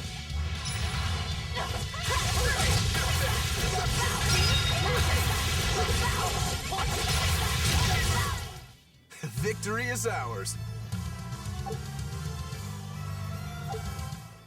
Oh yeah, no, I'm totally on board with you there. That honestly, though, I think that's what you were saying the other day, Grail. It's kind of pushing me to want to explore the other characters even more, because, like, the flow to Velvet is perfect and super satisfying, and she's obviously ridiculously strong, but maybe it's part of what pushed you to your challenge run. Like, there is a sense in which she seems almost too powerful.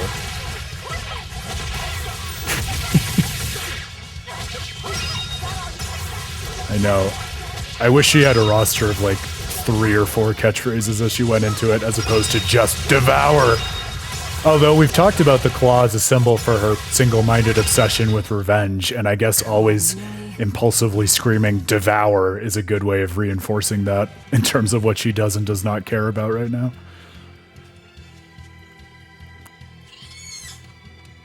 I love that story about your Tales of Grace's endgame, by the way. Don't want to let that go by without commenting on it. And I'm with you. To me, that is like, that's such a good story of a day well spent where you really dig into a game and fall in love with it and then get to make the effort to get like the best weapon with a special meaning to it and a weapon that is in every sense unique at the end of the day. I have a lot of those experiences from like Miyazaki's games especially. That was a cute scene too. Like, I remember when I was doing cleanup in Demon Souls, especially, that one has, like, a number of cool weapons that have special stories or little side quests associated with them. One, I think it's, like, the lance of a holy crusader that's just abandoned in the depths of the poison swamp, where the crusader clearly failed in his mission, which was amazing. I love really strong, unique weapons with stories at the end of the game. Such a nice cadence for kind of winding down in a post-game after you've done all the main content. And it is kind of antithetical to what we've got going on in Berseria and Zestiria, I think. If not antithetical, then at least a radically different philosophy of the role that weapons play in storytelling. Well, that about does it.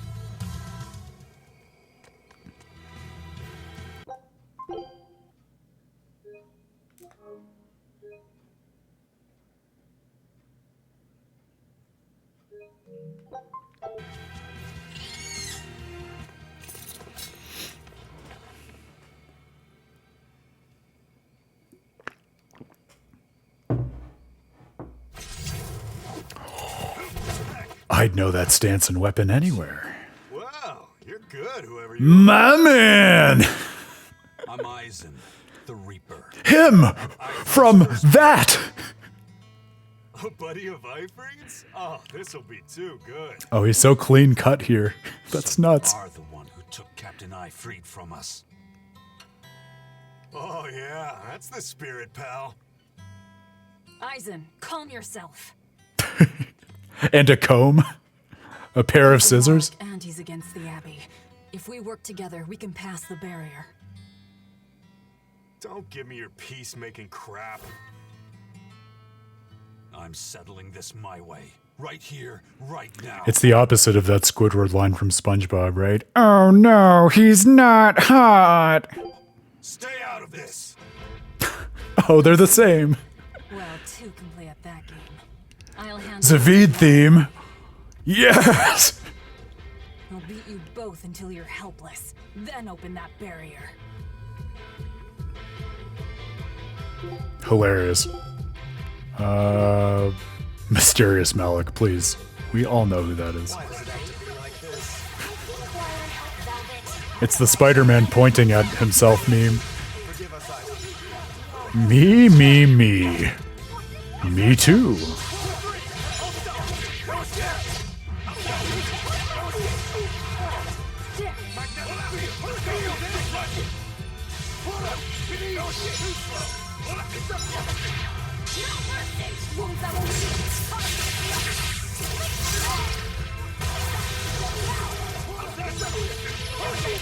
This is great because, like I've been saying with a lot of the other elements of Berseria, I really don't remember much of Zavid's backstory and history, which is to say his arc through Berseria. So I'm so excited to kind of rediscover that with fresh eyes now that we've been through all of his ups and downs and aftermath in Zestiria. It'll be as cool as rediscovering Eisen as we're doing.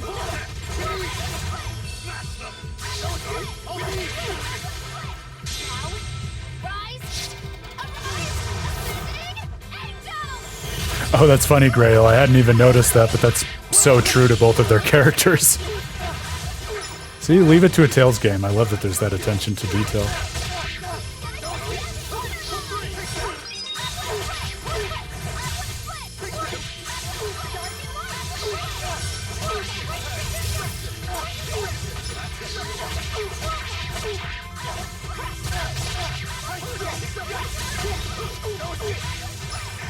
God, they really don't want Velvet to get any souls.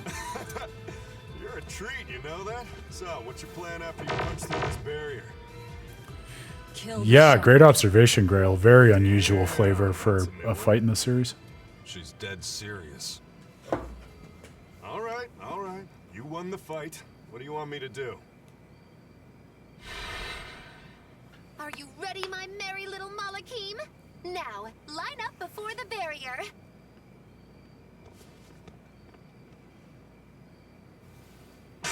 Oh! Goodbye, barrier. Rest is up to you. I just want to see the panic on the Exorcist's faces. Hold it. I still have questions for you. That's enough for now, Eisen. If you persist, one of us will end up dead. Who are you? Tell me. Zavid the Whirlwind. A fighter, nothing more. Oh, melancholic Zavid theme. The barrier's gone. I won't stop you from going after him. No. I walk with you. Besides, Melchior is still my surest link to Ifrit's whereabouts. Could have saved a lot of trouble if you'd listened to me from the start. If I had good judgment, I wouldn't be where I am in the first place. That's a fair point. You really are a fool.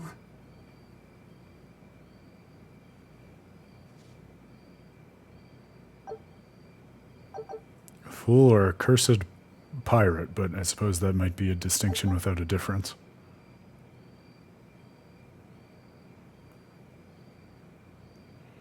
Ah, that's cool. We got blast gauge rewards for enhancing equipment many times over. That's the kind of thing that is like still in sort of the design philosophy language of Zestiria and Berseria, like we were talking about earlier, but is also simple enough for simple Aaron in his head to actually put in the time to try to proc for the characters. Like, yeah, I can probably keep in mind, try to get an item enhanced 5 times, because that's a worthwhile bonus.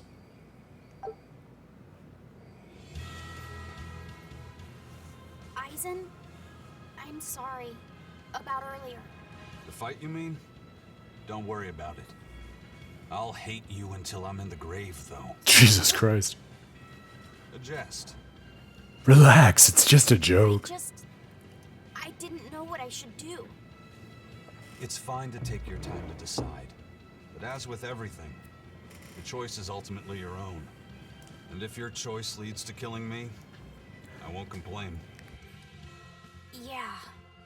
But by the same token, it might end up with me killing you. Yeah, I guess so. I talk too much. Sorry, I just had water go down the wrong pipe and was dying for a second. That's a good question, Grail. Yeah. I feel almost like that's part of the magic of the party they've put together here, in the spirit we were talking about in Alicia's story before this, where the characters really do all, in some sense, have their own agendas and autonomy and don't just follow the leader in the way that you would get in like a Symphonia or Tales of the Abyss or something like that. So yeah, Velvet and Eisen, maybe kind of like a power couple, almost more like parallel leaders. Like you have Velvet, who's kind of leading the group in some situations for her own reasons, and I feel like she has like her own set of issues or concerns that like she's most interested in helping out with, like when Laphicet wrestles with the meaning of being alive and the different elements of the human experience and things like that. Whereas Eisen is like also a leader alongside Velvet, but interested in his own set of issues that seem to have more to do with like autonomy and deciding how to steer your own ship and be your own person and things like that. So not even like they're like co-leading or vying for leadership, but just like almost like teachers of different classes in school or something, right? Like they have their own courses that they're taking the party through across the course of the journey. Maybe that's what it feels like so far, at least.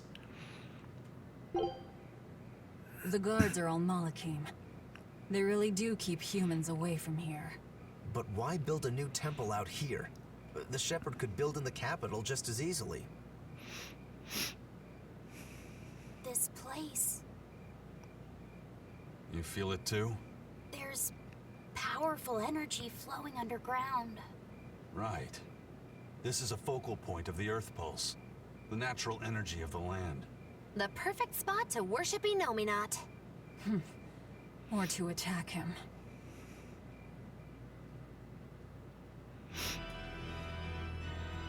Wow. This whole temple is such a cool set piece. I thought I ordered no one to enter. And a great callback. We've seen this room before. I would not have intruded, but there was an incident at the villa in Logres. Eleanor, It's Place from Finale! where are your Malakim? They were eaten by the left arm of a demon. Well, that's nuts. Velvet. Oh. What? You know of her? She was a student of mine. So she has bested Oscar, Teresa, and now you. Superior spearwoman. I love it. Lord Artorias, I ask that you grant me fresh Malakim. I vow to destroy that demon. You are overcome with emotion. Will you fight a demon with your hatred? Please, I beg you to forgive my foolishness. Does Sir Superior work? Superior Spear Girl? There's some pun in there. Like you. My lord, if I may, there is but one thing I must ask. Why is there a giant demon held captive at the villa? Entry to that place is forbidden to all but legates, Eleanor. It was restrained by a Moloch barrier. How could such a monstrous thing like that be held in the They capital? look like monsters to you? Eleanor, why is it you think that birds fly?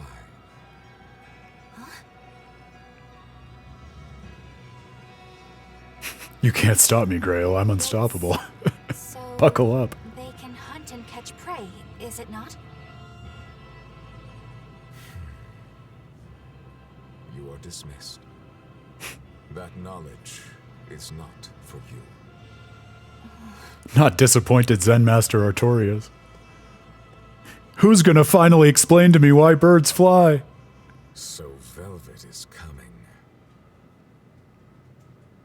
The ties that bind us must at last be severed.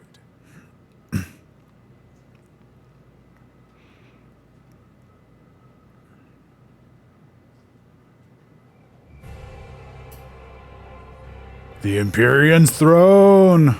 A new temple. Interesting that Artorias is hanging out at the place that is not yet named after him, but viewers of our Zestiria stream will recall is known as Artorias' throne sometime later in a different game.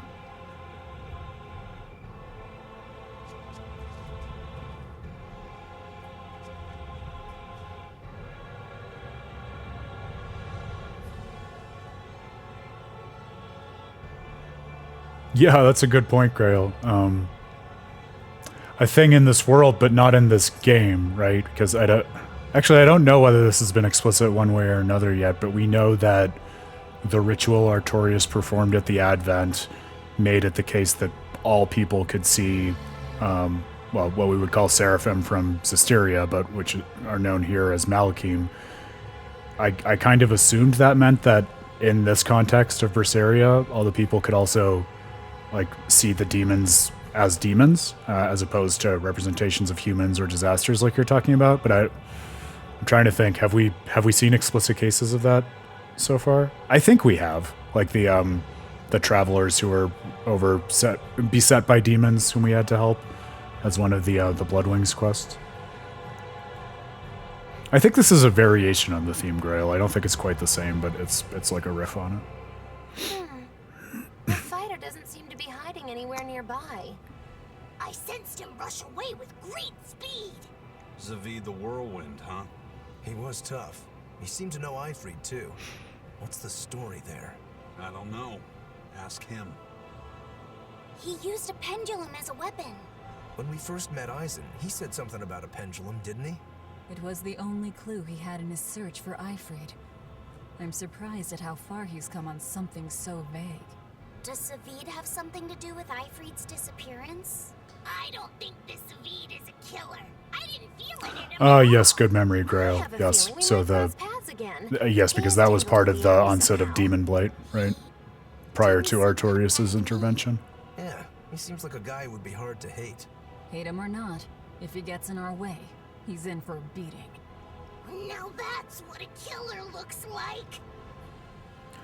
I guess that's an interesting model for us to have for Artorias as well at this point in terms of what he's done. Like, we still don't really understand everything that he was up to that night of the Advent, but especially as we're spelling it out in the way that we are now, with people being able to see and experience demons, and then only with Artorias' intervention being able to see and interact with the Malachim, it is like, as much as a lot of what he's doing being morally suspect, there is this sense in which he's kind of establishing a balance that wasn't there in the universe, where people were in this state where they could see like all of these evils and corruptions in the world, but not the like the goodness and the angel equivalents that were alongside them. And he was able to kind of set the cosmic scales back in order in terms of people's perception and ability to place themselves in the moral universe of the world.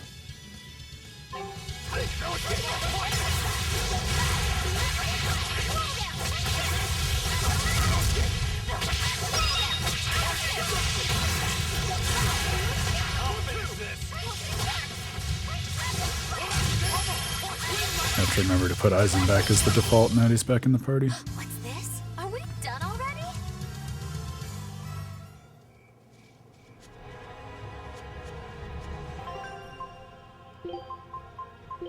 You want me in? Me? I'll devour anyone who gets in our way. Let's try that.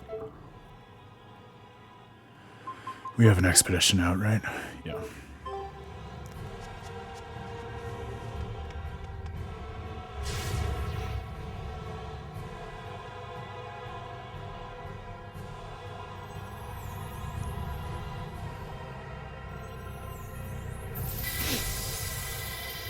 All right.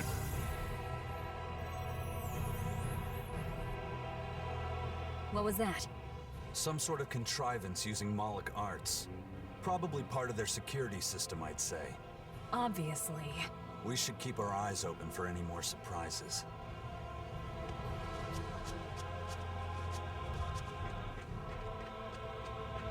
One thing that was really interesting to me about my experience playing this game for the first time, and I don't think this is a spoiler to anyone who's watching the stream who has familiarity with JRPGs, but you know, we're 16 hours into Mothership Namco JRPG, so again, I don't think it's a spoiler to say that this is not, in fact, the conclusion of the game that we're coming up on.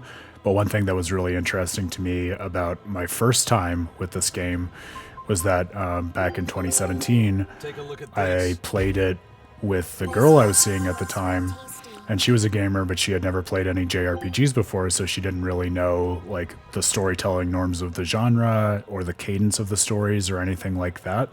And through her eyes and just absorbing the story so far, this felt to her really like the game was wrapping up and this was going to be the big conclusion and everything would get resolved. Scout ship setting sail. Which is really interesting because, again, if you're familiar with JRPGs, it seems so obvious that this isn't going to wrap anything up.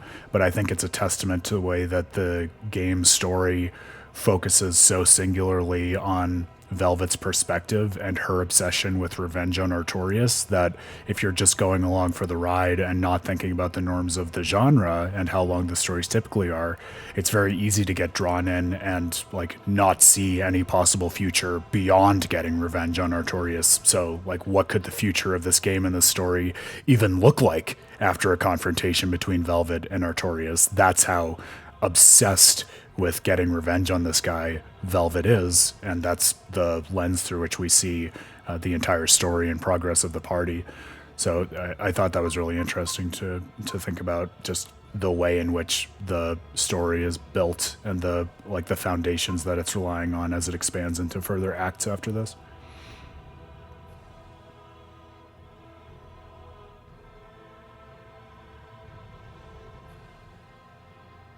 Yeah, that seems like a good description of Eisengrail. I would buy into that. Give me the other ones you were thinking of. Yeah, and absolutely. I think it's totally fair to say that's a Tales moment. I think I've said this on the stream before. I like to call those false endings just because I think, especially later in the game, when even if you're familiar with JRPGs, it seems plausible that it could be wrapping up. Like the whole confrontation with Alexei in Tales of Zestiria. It is almost like a sleight of hand or a trick of the storytelling where it feels like a false ending, like things are going to wrap up and then they don't. And it's interesting to step back and think about how that plays with your expectations as a player in terms of what you think the story is about versus then what it goes on to suggest to you it's actually about as things continue to unfold after that point.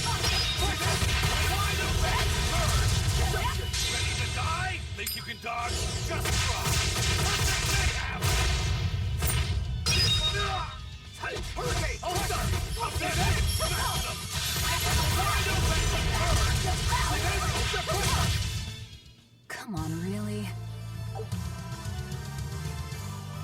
Master of the Round 1 Knockout. That is a very cool title for Eisen. I think I'm going to take the time to equip him with that one. True Eisen is pretty cool too, though. Title for one who has earned tons of grade by winning battles quickly. Huh. Pat us on the back more, why don't you?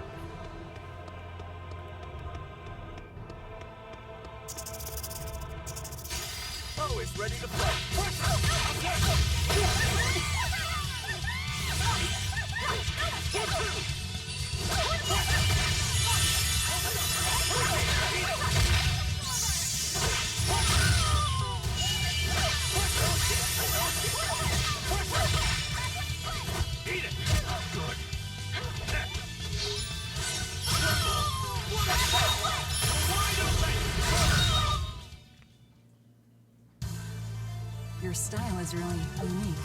Just wait until I pull out the good stuff.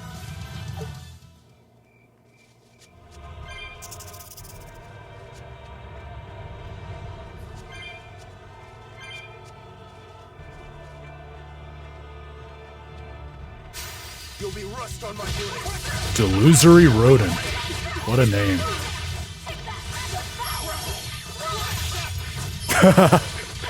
I love the description of Velvet. Yes. No arguments for me. That sounds right on the money. But consuming claw.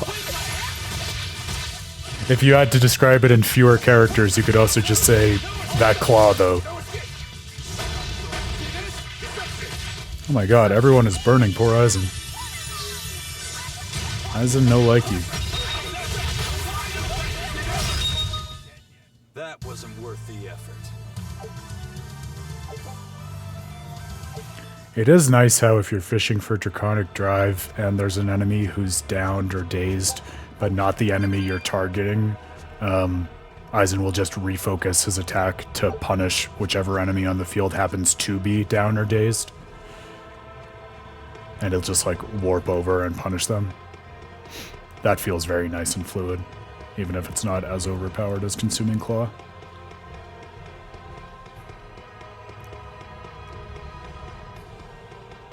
Oh yeah, I must have missed or forgotten that.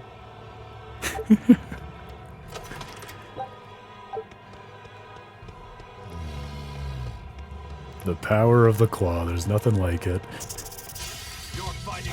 Unleash your true form, Velvet.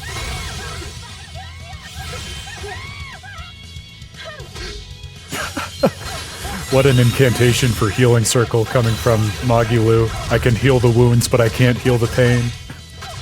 Is it the tagline for this entire game?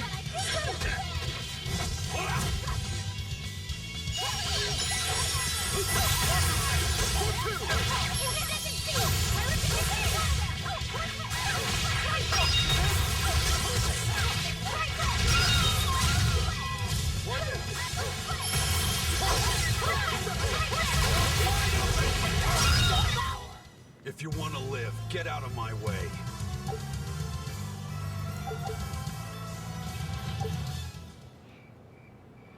It does feel like nice payback for all those times we faced those bosses that we've been talking about for the last few streams, who just find that one single attack to daze your entire group and then, like, kill them off one by one.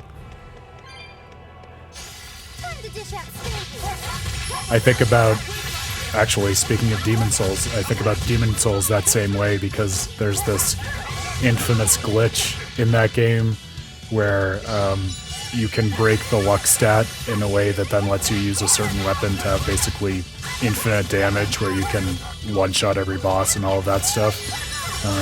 And I feel like in any other game series, that would be broken in a way that was not very fun, because you'd be able to cut through anything and there'd be no challenge. But in one of Miyazaki's games, I feel like being able to have that weapon and that level of strength is like a very rewarding and cathartic payback for all of the bosses I've had to suffer through in all of his games over the years. So I feel a similar way about Aizen being able to punish downed enemies after all of the bosses who have done that to me in Tales games.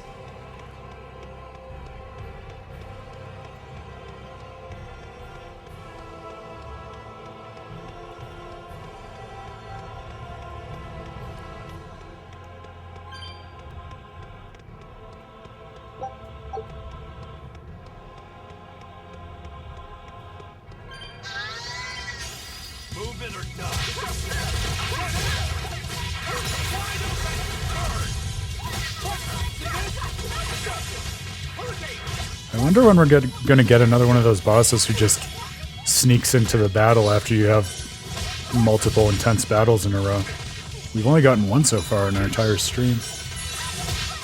I'm not sure whether that's because they're rare or whether we just haven't been satisfying the conditions to fish them out.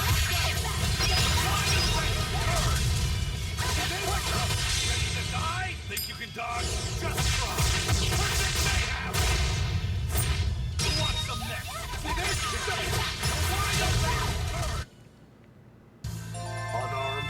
Hardly. These are deadly weapons.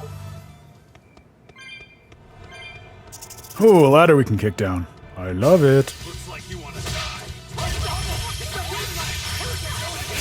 Oh, such reassuring words, Grail. Thank you so much.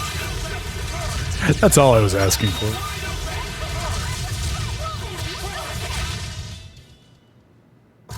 I won't improve by fighting weaklings.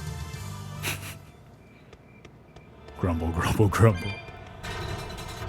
It's too easy. I'm not learning anything. I'm Rokuro.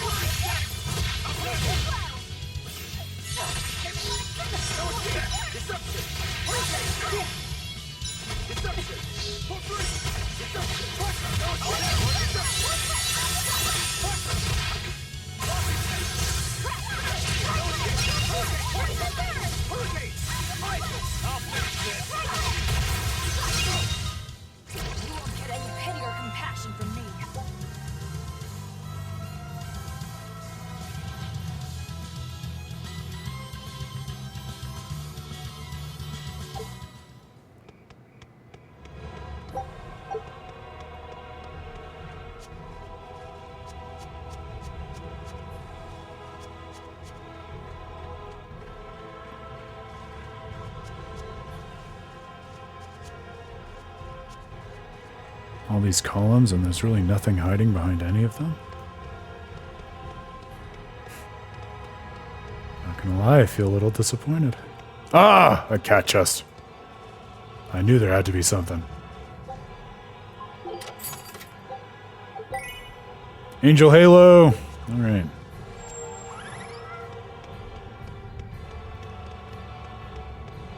Why recruit Malakim when you can just wear a cosmetic Angel Halo?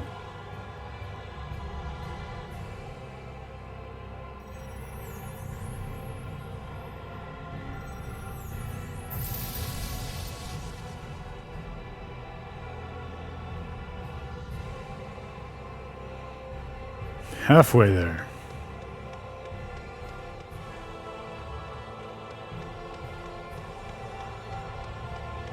And we just have to go all the way to the other side. Rinse and repeat. Damn! Nice that you can jump all the way down ladders, though. That expedites things. You're fighting the Reaper.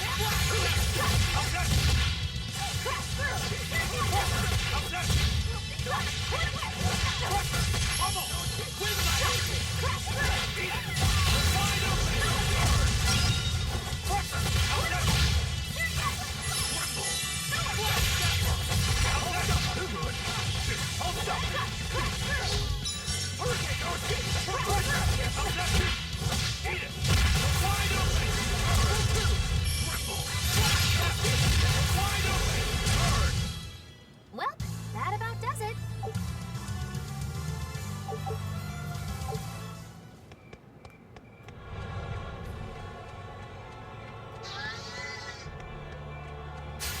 Time to dish out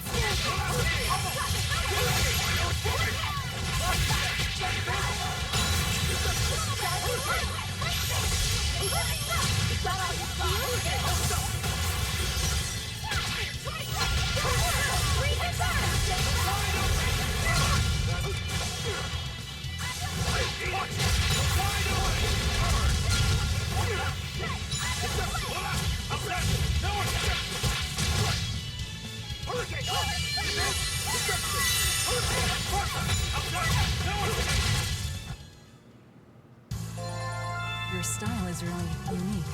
Just wait until I pull out the good stuff.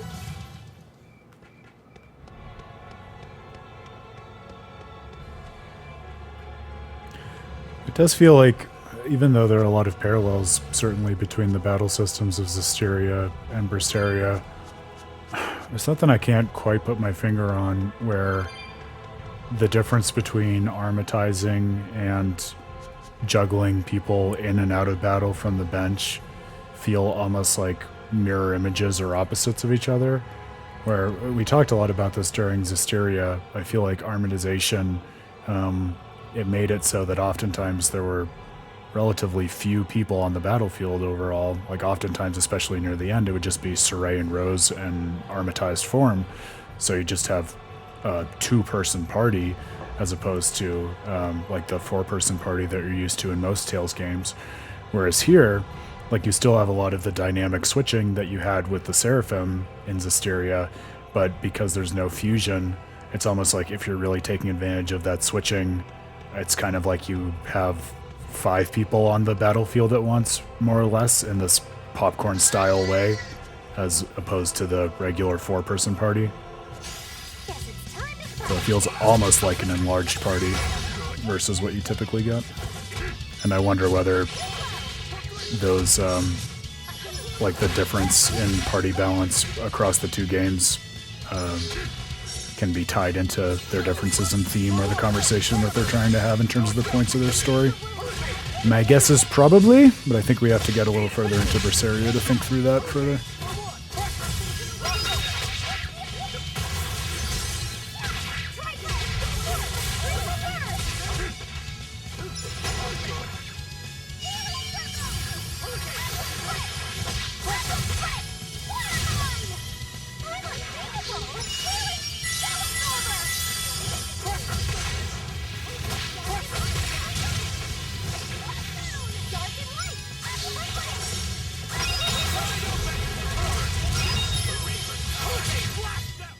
Well then, let's move on.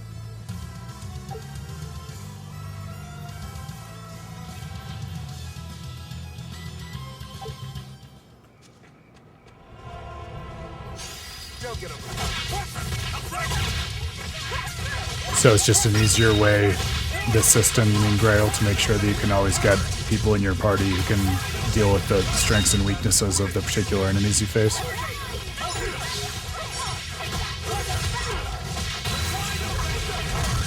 That's pretty similar to what you have going on in Zestiria as well, though, right? Because like all of the enemies have elemental alignment in Zestiria, and all of the Seraphim also have elemental alignment. So yeah, it's a very different kind of juggling, but I think that was a lot of the impetus behind the juggling in Zestiria as well.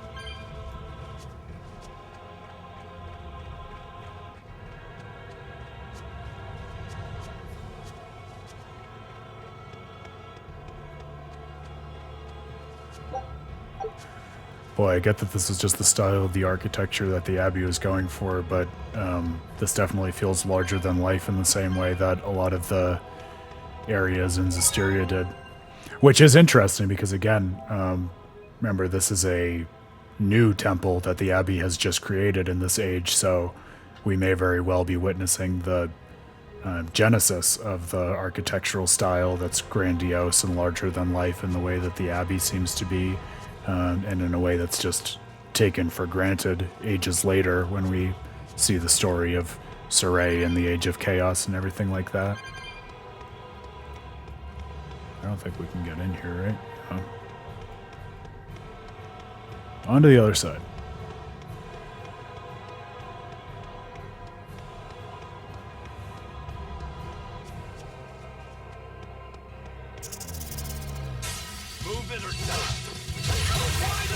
Oh, so Grail, you said you could describe 3 of the characters' battle styles quite well, and I think we stopped at Velvet after you did Eisen. Was there a third?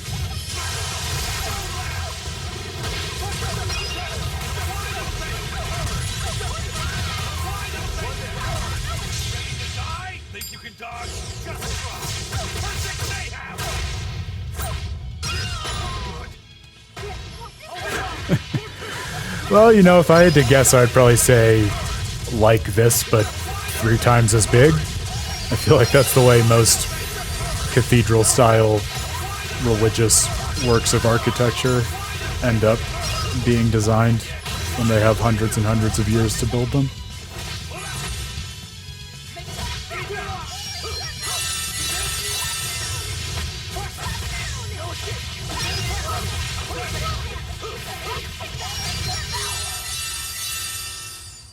Hey, here we go. The game heard me. A sacred baboon, oh no!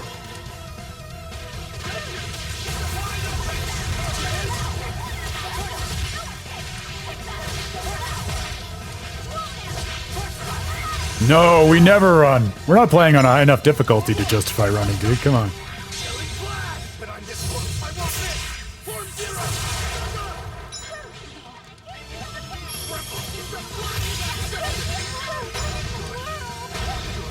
I think of Vinheim too, for whatever reason, when you ask, like, what would the finished temple look like if it didn't go bananas in the way that we've seen it go bananas, like Mythos' castle at the end of Tales of Symphonia.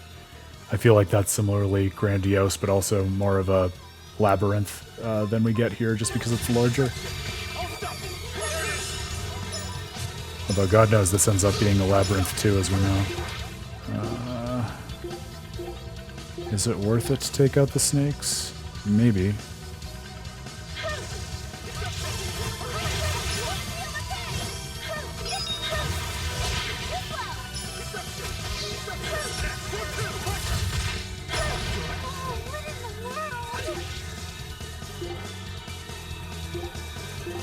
Damn. Oh, I saw... Oh no, that's not a... I thought I saw a soul on the field.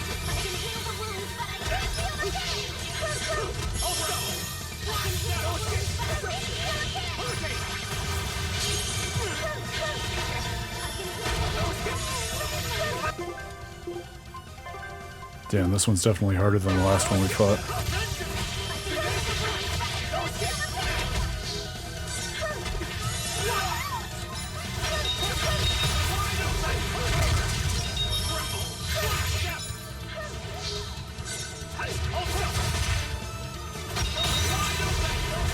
we go.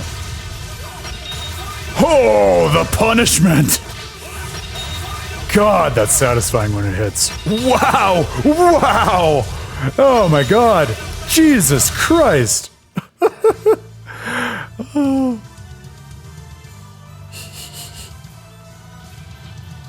That was tougher than I would have liked. Well, I was worried for a jag there, but that was quite a comeback from our boy Eisen.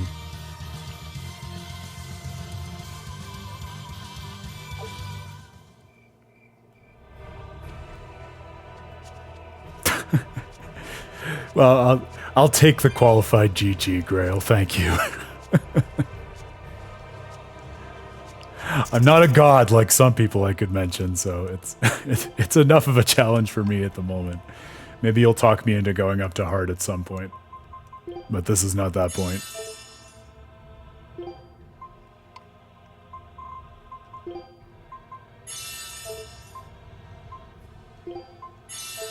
I think that got everyone right. Yeah, perfect. Oh, and we should quick save after that experience.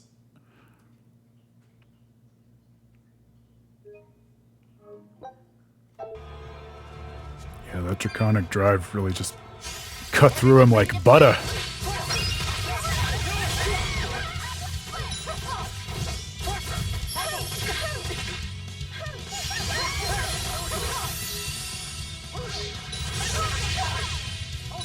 That's not what I meant to do. I don't even know how I did that.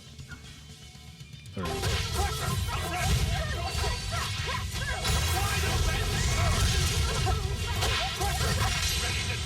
Think you can dodge? Just try. Yeah, that's fair, Grail. I actually forgot that this game also had moderate in between normal and hard. Maybe it's worth trying that out at some point. Just annoying when, like, especially some of the perks only trigger on hard and higher difficulties, like the item we just got from the baboon, for instance. But I agree with you. I think it becomes about trade-offs at some point.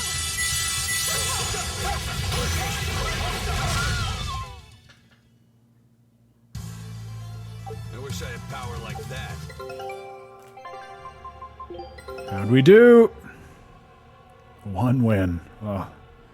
It's better than we'd been doing. I'll take it. Scout ship setting sail. And they're off. That is a very satisfying sound effect of the ship casting off.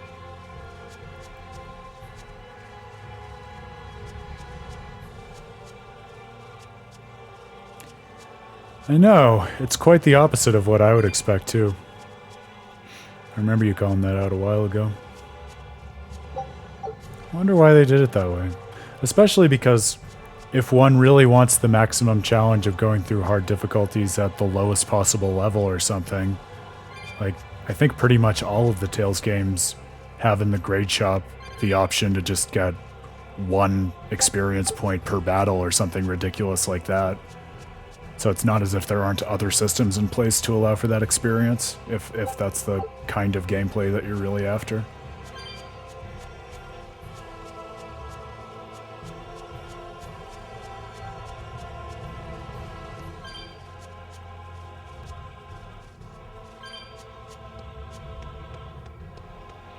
No, it's interesting. The story analyst in me wants to ask, like, well, is there something about this world or the message that it's trying to express that makes it plausible that it would have a different philosophy of difficulty and what it means for, like, a journey to be challenging for the characters? And I bet if we put our heads together we could think something through, but I can't really think through it off the top of my head.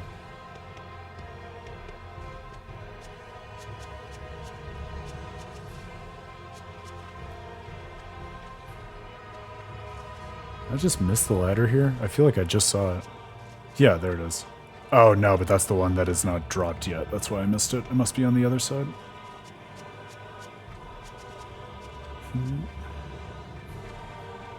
So I want to follow this back to here, I think. Oh, and this connects over here. Yeah, all right.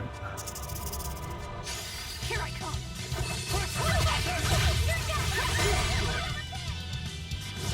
Yeah, maybe it is just something about party composition, because the party here is a bunch of brutally strong, like, demons and other, at least pseudo-otherworldly creatures. And then in Zestiria as well, I mean, you have, like, Jesus on his holy quest, which is kind of similarly themed as overpowered, and the Armatus only kind of helps to underscore that in the way that you get in, like, the first battle in Gravesend Valley or Gorge, whatever it's called, where Saray is just like a holy warrior and everyone's terrified of him. So, I guess when you think about the parties of Zestiria and Berseria that way, it makes sense that added difficulty would almost be designed to, like, nerf them to make them more inlined and fair relative to the world. I kind of like that. I think I see it. It's over there.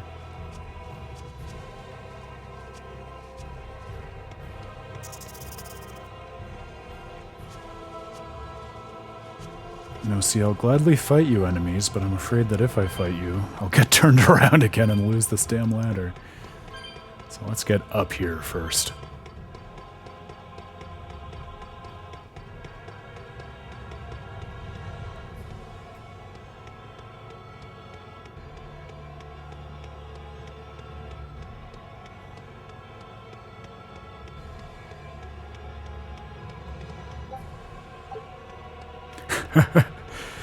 Just the fact that in every iteration and version it'll be a labyrinth. Yeah, I feel that. That's true. Compare it with the throne we experienced together in Zestiria, and I guess this is like child's play, comparatively speaking, when it comes to navigating it all. It's all relative, isn't it? Yeah, great minds, Grail. Great minds think alike.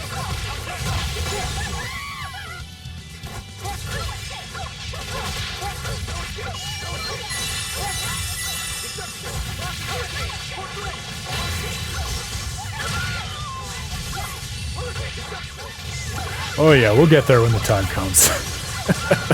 I'm sure we'll have plenty to say about it.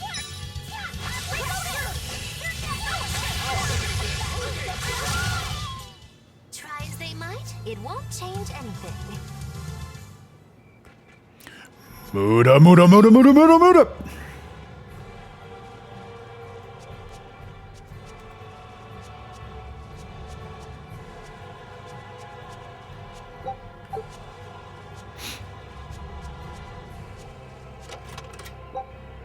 Is that a motherfucking JoJo reference? Yeah, I thought I called it out last time, Grail, but be forewarned, I am in the middle of a JoJo rewatch, and I just finished my rewatch of Stardust Crusaders specifically, so I'm sure we'll get more than one woven in here and there as we go.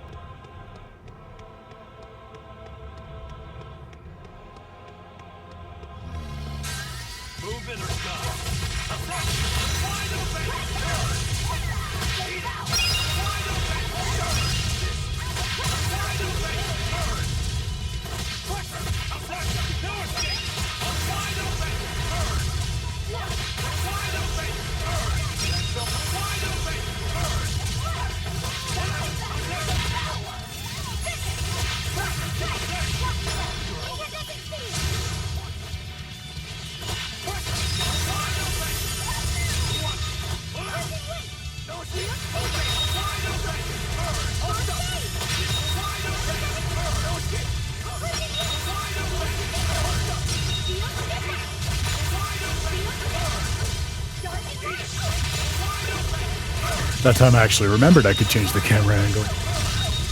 What a difference that makes.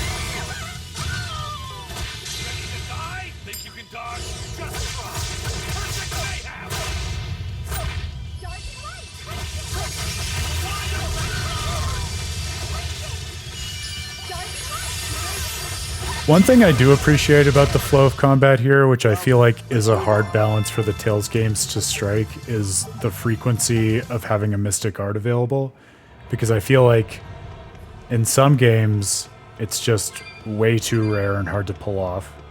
And in other games, it's just so frequent that it feels like little more than a regular art, and then it doesn't feel as special.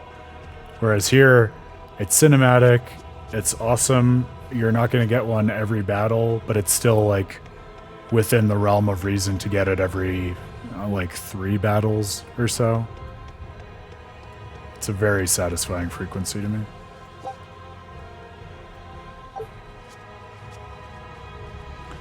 I know. Those Eisen style points, Grail, I'm telling you. And so punishing. It really, it makes you feel like you're not letting the enemy get away with jack shit. And isn't that what these games are about? I mean, when you're guiding a party of demons and ne'er-do-wells along, at least, I feel like that's what the game's got to be about.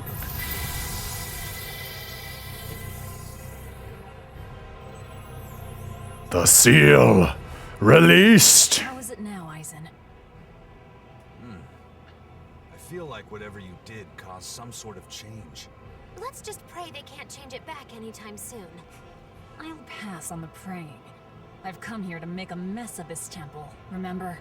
Yeah, but even then, notice, right? Like, yes, you can get one every battle if you pop off, but then you feel like you've earned it every battle because you are popping off and going nuts every battle. So even then, I feel satisfied with it in a way where if I'm just by default getting it every battle, it feels rote and kind of banal by the end of the game. Ooh, you've got spunk. I like that. As long as you know what you're doing, then. I'm gonna mess everything up so bad that it looks like an MC Escher painting by the time the shepherd comes back here ages hence.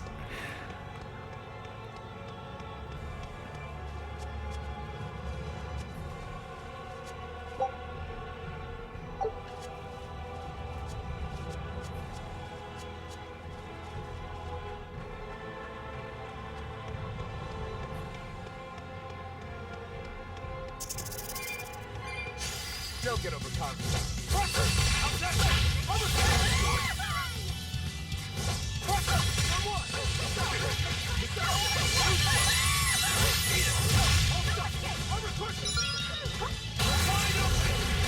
Awesome.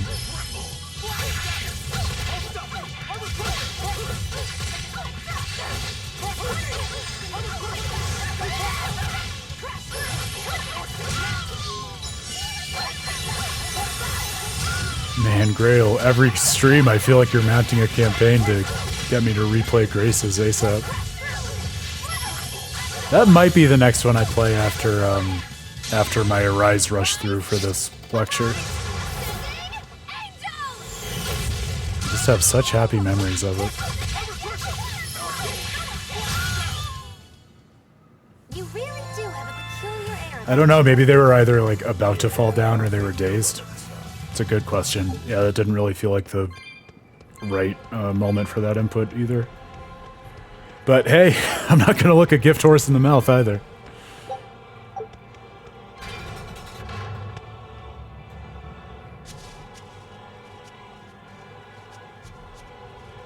It is interesting, and I think makes the battle system feel a little easier than it has to be. The fact that they don't penalize you for trying to pull off that soul burst or whatever it's called when you don't have the right conditions for it. Because I'll be honest, half the time during battles, like when I'm mashing the various combo buttons, I'm also just fishing with R2, like seeing if it happens to pop off without a lot of rhyme or reason to it. So it doesn't feel very skill-based to me, but it does seem to be working out with, again, no real downside to it. That's not what I meant. Oh, now I understand how to do it actually though, so that helps.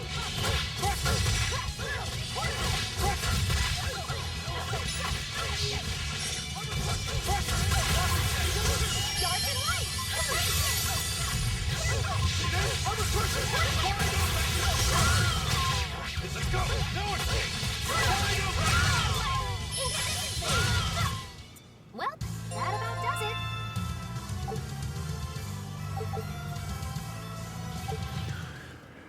Well, it always feels like such a nice callback to older school JRPGs and the series roots when they do that for me, Grail.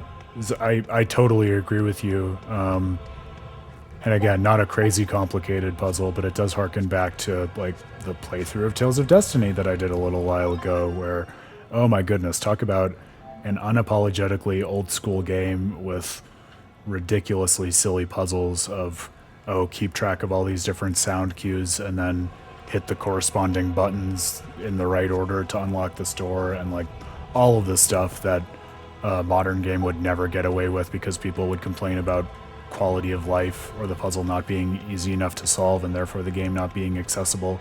But it does just add a different dimension to the act of exploring it and uncovering its worlds and progressing through the challenge of the story with the party.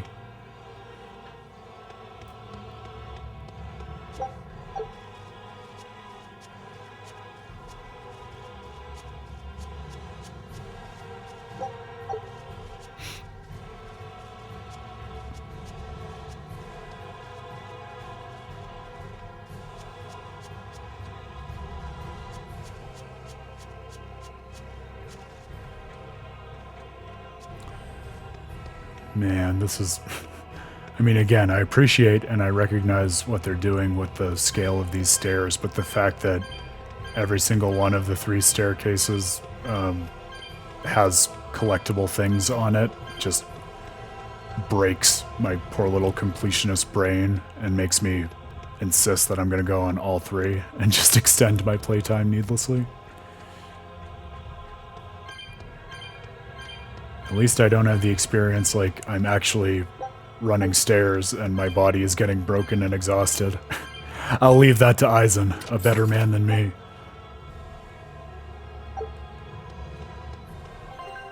Is that a better weapon for Velvet? Hell yeah, brother. Let's do it.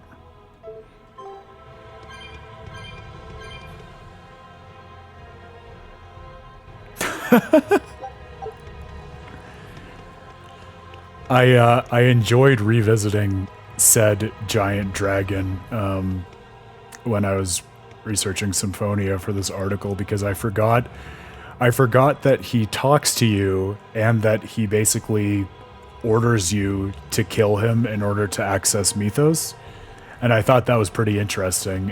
It's very much not like, oh, I'm going to destroy you, there's no way you're ever going to get past me. It's more like he's almost begging to be defeated, which is really interesting and weird for What is Artorias' method of character, I guess, who has basically no lore explanation that I'm aware of and is just kind of this delightful non sequitur right before you get to the final boss.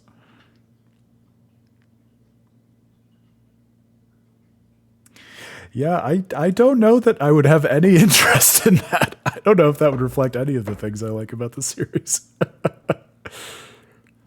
That's true.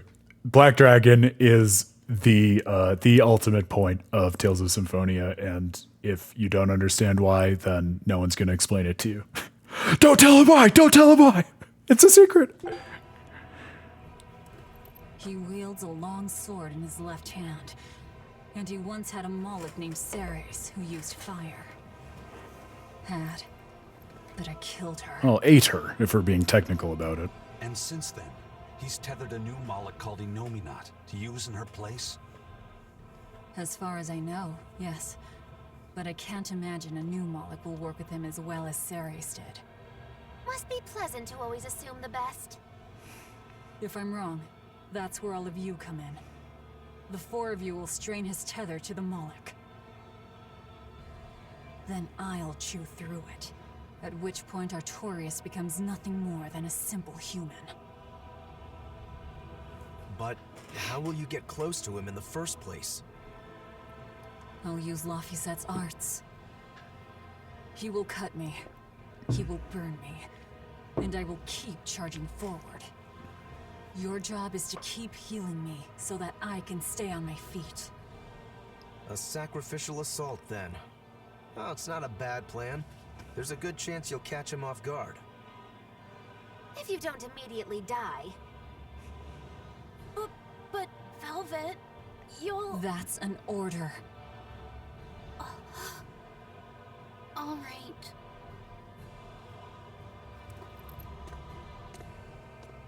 So in the end, you're still just a tool to her.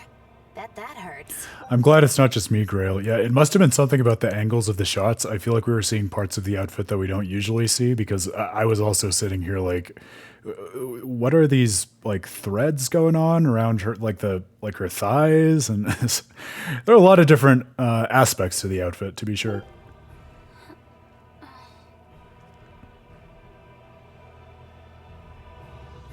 Is the Ruti outfit, I assume, probably DLC for her, right? As opposed to something you pick up in the game. This is interesting too.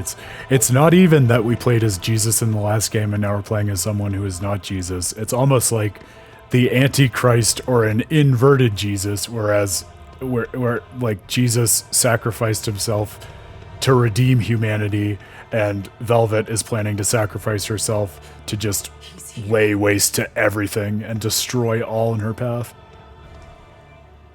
Miss Magilu, does that demon Velvet really mean to kill Shepherd Artorias? What is she thinking? I can't say. Perhaps she's not thinking at all.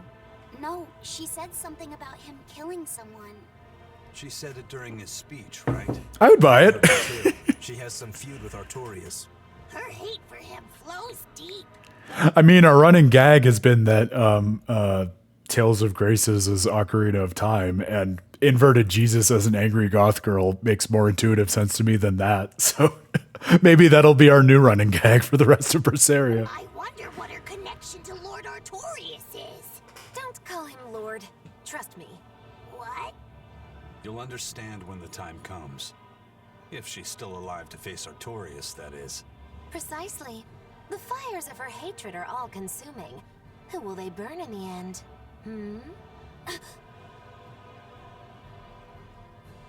Tales of Praxis were really quotable. It's a dangerous path we walk, but a debt is a debt. Come along, Laphicet. Okay.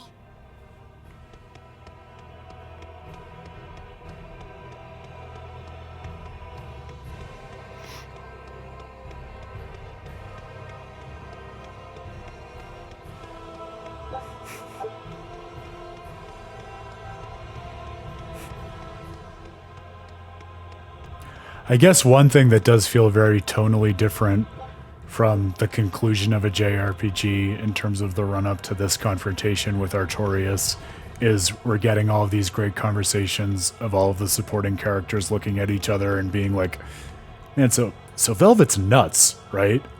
Like, she's not... She's there's no way she can do what she's trying to do, and she does not have good reasons for doing it, right? Like, they're very much kind of bewildered by her and not sure what to make of her quest, as opposed to the typical end of a JRPG where the whole party is, you know, resolved to face the day and confront the big bad together with a unity of purpose.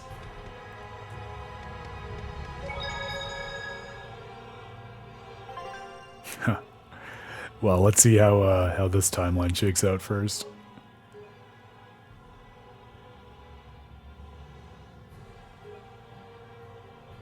Outside the large door. Oh, man. My body is subconsciously tensing itself for Kittybeard to be on the other side. But Heldolf was just a glimmer in the Empyrean's eye at this young point in the world. The maximum door. You kidding me? Look at this. Enormous.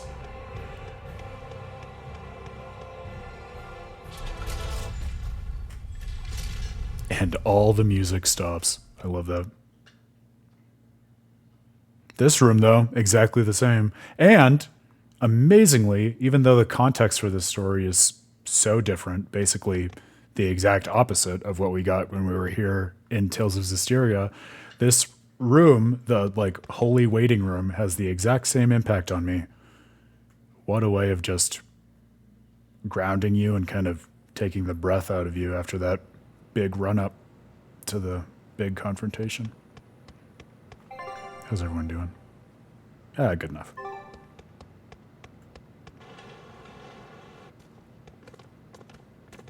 Artorias.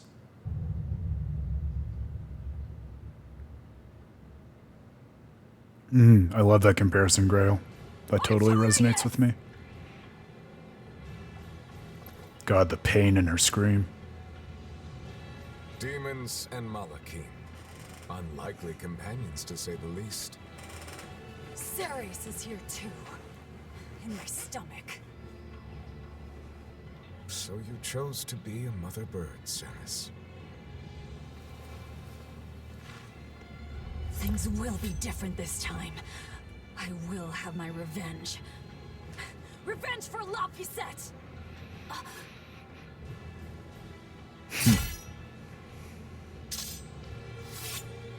Very well. It is time. Here we go! So this is the shepherd's style.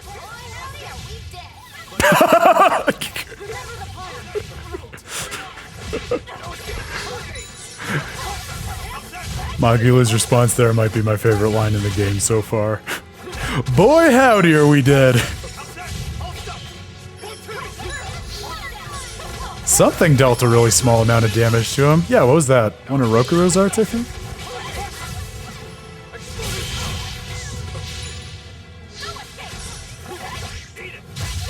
Every, like, 15th attack is dealing a really small amount of damage.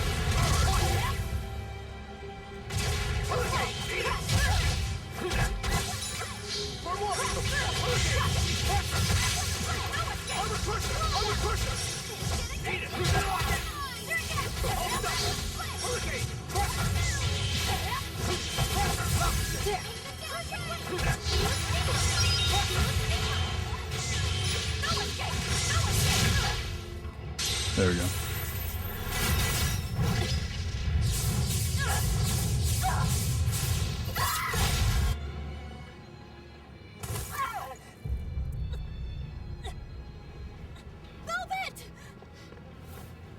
Yeah, that is a really cool quirk of his character, isn't it? I hadn't made that connection until you pointed it out, Grail. That's a good eye.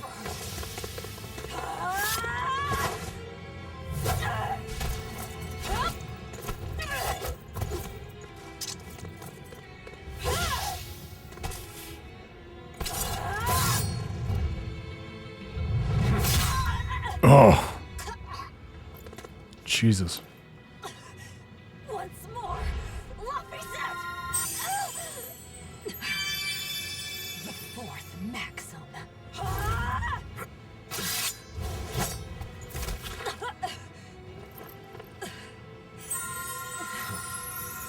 Never let your guard down, even when victorious. I will not let you win so easily. I will use my full strength, as is just and proper. Aid me in Nominat! His wounds have vanished! Such power. Is it really? That is cheating! How I feel anytime an enemy heals. Remember you. That night. That terrible night.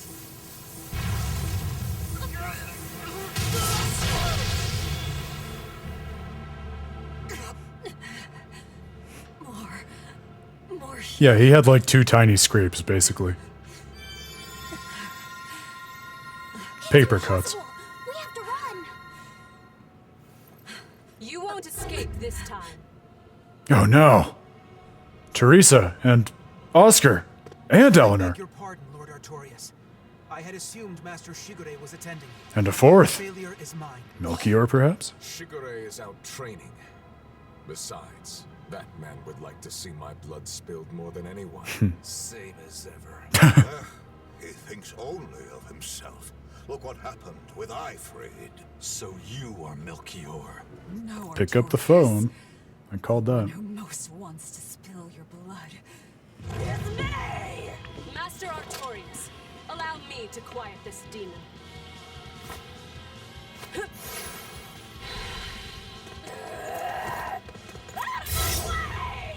Learn your place, you abominable demon!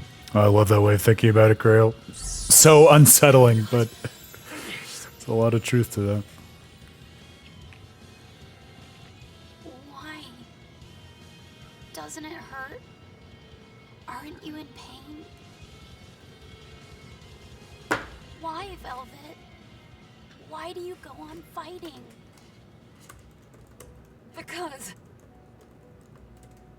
Laphicet knew so much more pain than I ever will. And still, I couldn't do anything for him.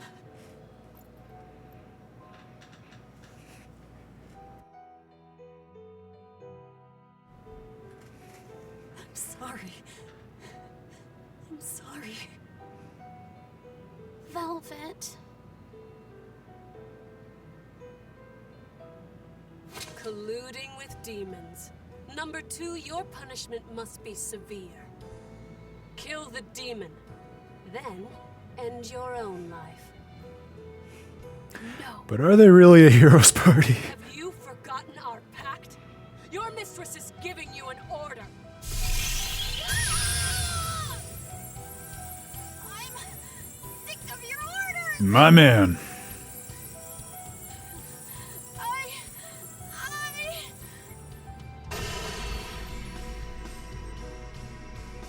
That aura. I don't want Velvet to die! Sister! Awesome. Jesus! Rokuro, into the portal! Right. Hey! Don't forget me! They're tools until they decide otherwise, right?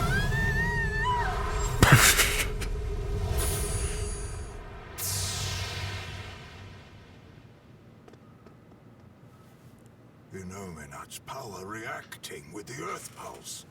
Extraordinary.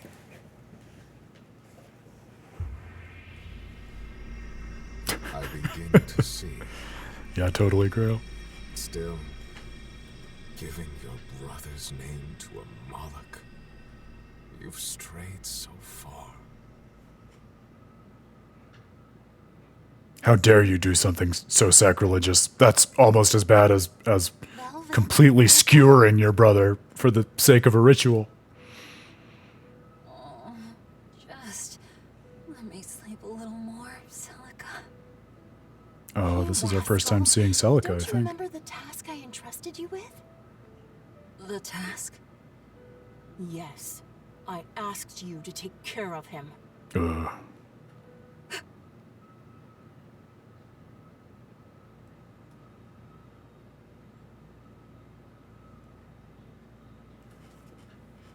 Oh.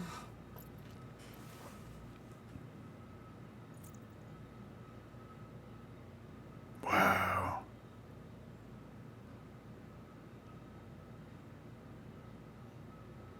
Where am I? Did they kill me? My wounds are gone.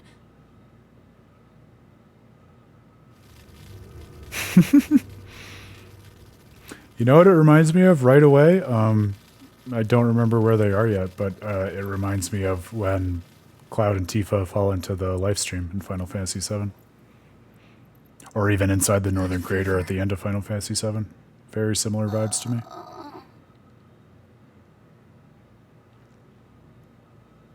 Please, don't die. Velvet. You saved my life. Now it's my turn to save you.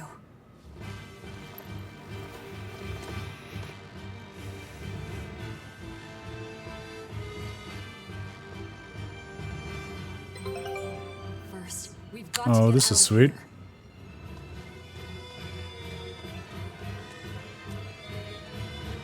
Interesting parallel to Saray carrying Rose on his back after she passes out from saving him from Heldolf the first time. Obviously not quite the same thematic meaning, but similar similar mechanics of carrying someone else.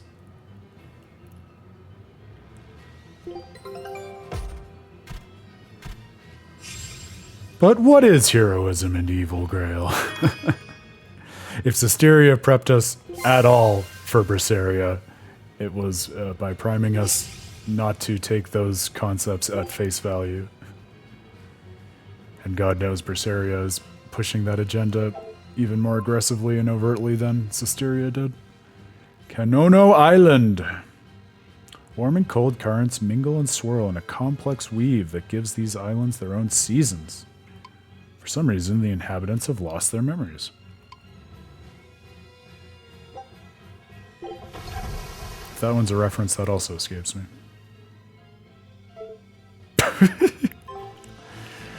Boo, Grail, you can't make jokes like that, because my worry is there are people out there who actually believe that, and when I think about that, it just makes me sad.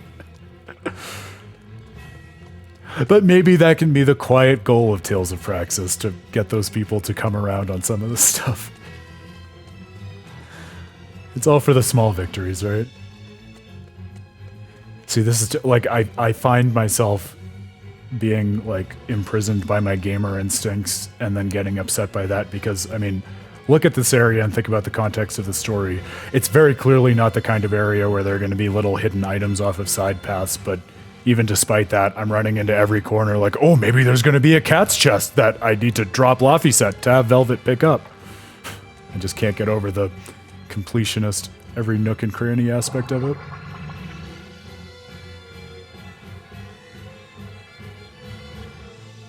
Ah, my Tales Encyclopedia. Thank you, Grail.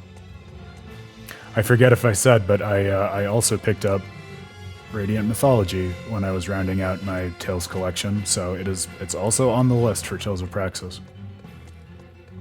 Probably because it's such a specific aspect of that game, I will not play it until I've played all the other games that it brings in and references, but I'm excited for it when I get to it. Just hang in there, Laphicet.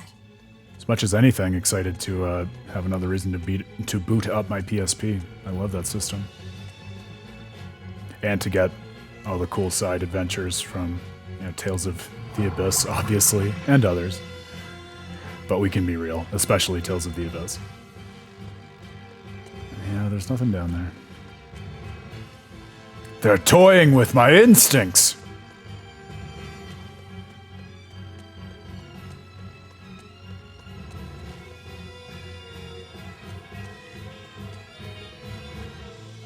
Can we look out over the side and just gaze off? Yeah. I guess this kind of is the equivalent of being inside the live stream, isn't it? Because, I mean, we haven't gotten the full context of this yet, but I assume we're like inside the Earth Pulse, which is similarly the energetic lifeblood of the planet in the way that the live stream is for the world of Final Fantasy VII. So I feel like that tracks.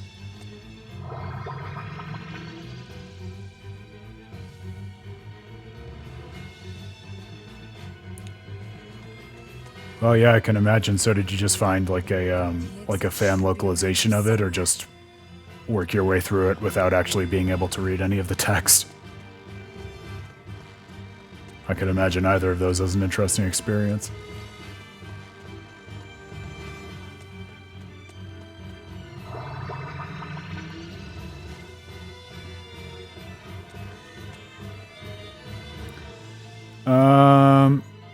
Yeah, I guess that's a good analogy too. I feel like there's less like structure to the core in Abyss. Graces, obviously, I've played less recently, but I remember some screens like this. I guess maybe like if you were going to make a more articulated version of like the radiation gate or absorption gate, it might look a little like this. Except I feel like the difference is those gates were still like stratified and separated from the core, so you really felt like there was a gulf between like where Luke and the party were when they were at the radiation and absorption gate, and then when Luke actually fell into the core, where there's really none of that structure here.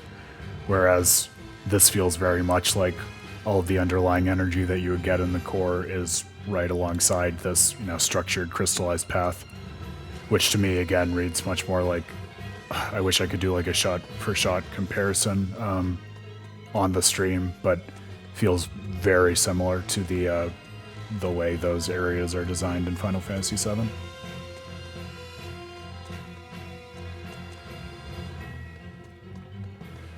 That definitely sounds like a unusual and fun experience, Grail. And a very you experience. Which way do we go now? See, and that's how I know I feel as though I'm getting to know you pretty well through all these streams, because I would have guessed even before you told me that that was basically the experience that you undertook. Feeling through the gameplay, even without the explanation of the story available to you. Which I respect. Props to you. I would not be able to do that.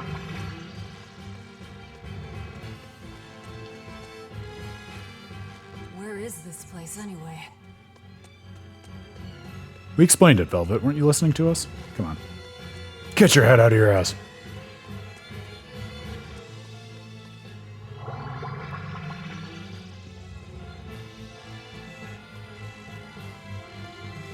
Does it say? I'm sure it doesn't say. Extra dimensional escape. Oh, I'm glad I checked. That's a really cool name. I assumed it was just going to be a row of question marks.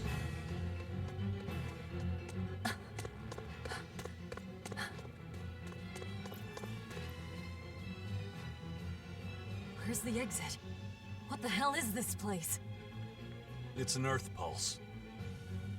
No, I'm totally with you. I mean, it goes back to what we were saying about the different kinds of metagame, right? That's one of the amazing things about these games and gaming in general. There are so many different tacks to take in getting into them and ways in which to experience them. So you survived. Let's not count our blessings just yet. It looks like we've been sealed inside. I think that tracks. I feel like she's the same way she was singularly concerned with her revenge. She's singularly concerned with, protecting Laphicet and taking on the super maternal and defensive role. Yeah. It's like a river flowing with nature's life energy. Earth pulses can be found all over the world, but normally you can't see or interact with them. Then how'd we wind up inside one? When Inominat and Laphicet's power collided, the shock must have torn it open. If that's the case, it's possible that Laphicet possesses the power to return us home, but... Well, interesting, because I was going to say that and double down on the Final Fantasy VII thing, Grail, but also the way that Eisen was talking about, the sense in which they're conduits that ground the planet's energy that are all over the world.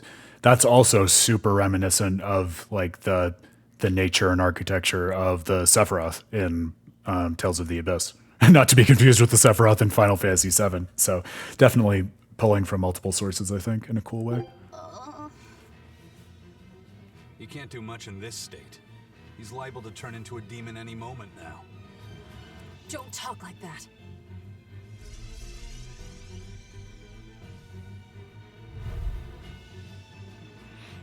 Is this because he overused his powers? It's not too late to stop it. If a Moloch occupies a pure vessel, he can be prevented from transforming into a demon. Even you?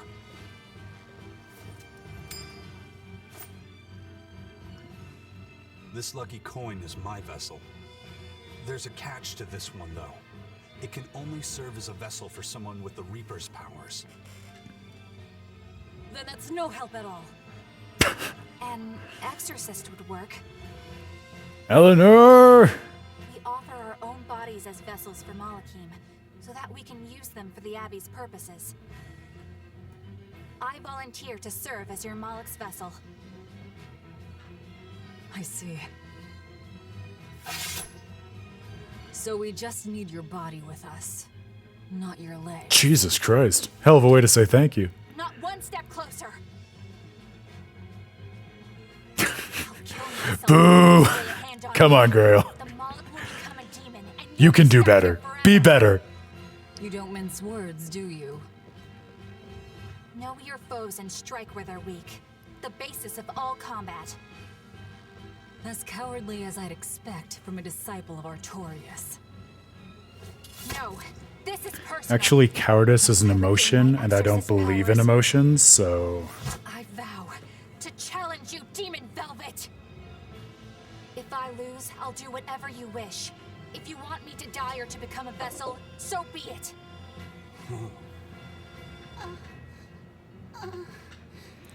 Velvet. I think this poor girl, Eleanor, is a little lost and wayward in her life. Grail.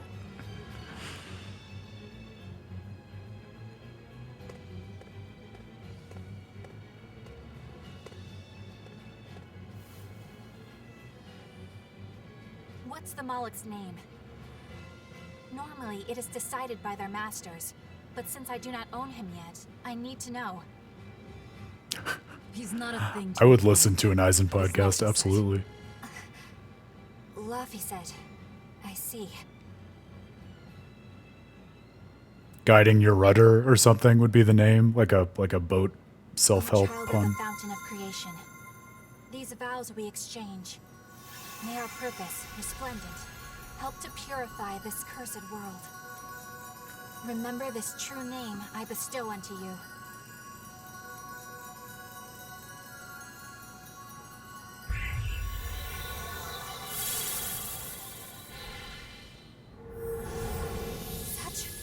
Such power.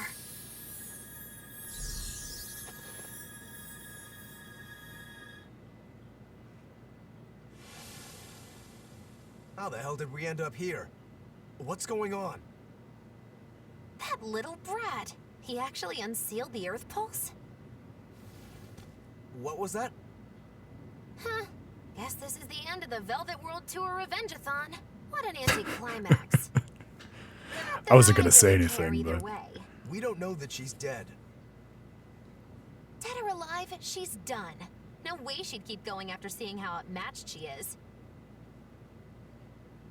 Bet you 10 gold that I'm right. High roller here. 10 gold? You're on.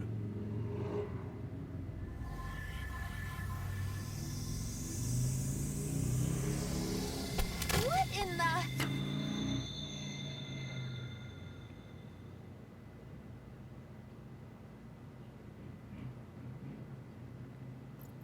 Luffy said, what did that exorcist do? Man, you've got them all pegged, don't you, Grail? The deep lore of Tales of Berseria revealed through social media networks.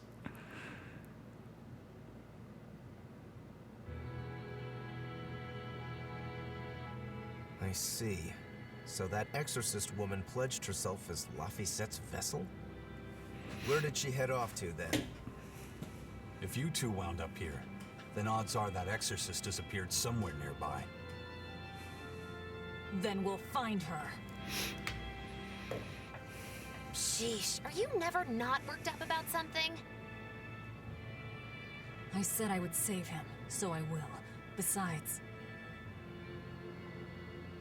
his power is just what I need. But he's not a tool.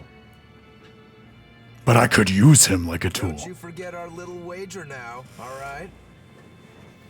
My darling 10 gold, murdered in his crib by a thug!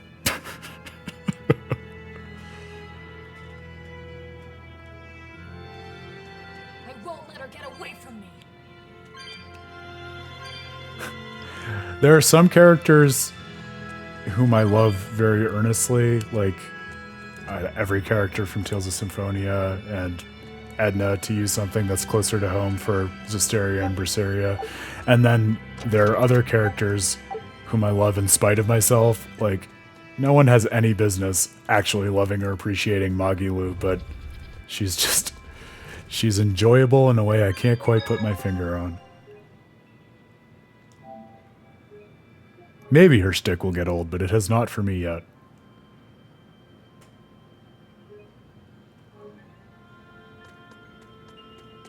Maybe it's also because I think I've talked on the stream before about how I did a lot of theater, like a lot of theater in high school, and I feel like every theater girl or drama girl has a little bit of Magilu in her.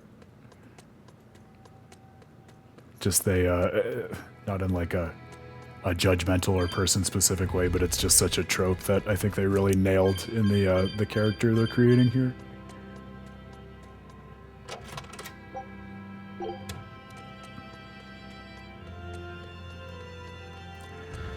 I think this just it might be worth doing a character study of her at some point, as I'm now actually stopping and thinking about it. Is there's a sense in which she's obviously very performative and theatrical, but she's very earnest about it in a way where like it creates a character who feels very authentic and organic.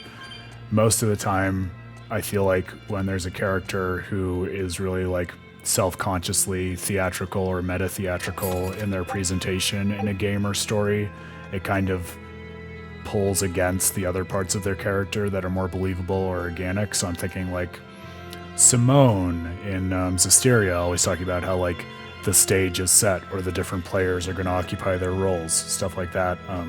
Akos in Xenoblade Chronicles 2 is the same way. And they're very theatrically minded. And they're also great characters, but I don't think that they're great characters because of their attention to the theatricality of the world. I think that their characters kind of shine in spite of that, whereas with Magilu, it all just kind of coalesces into a believable personality.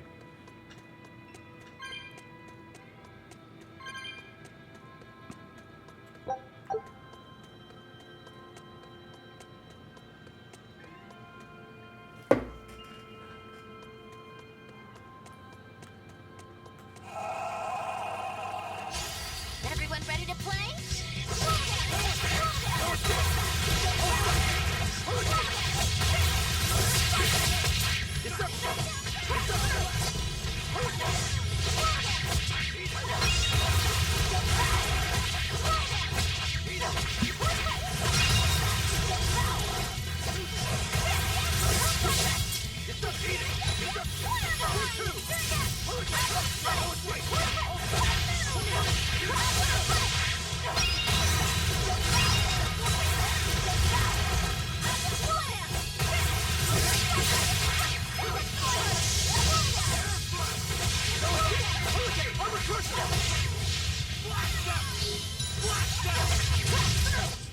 Try as they might, it won't change anything. Yeah, you know, it's interesting, Grail. That comment of yours resonates with me, and it also actually puts me in mind kind of unexpectedly of what we were saying about Zelos on the last stream.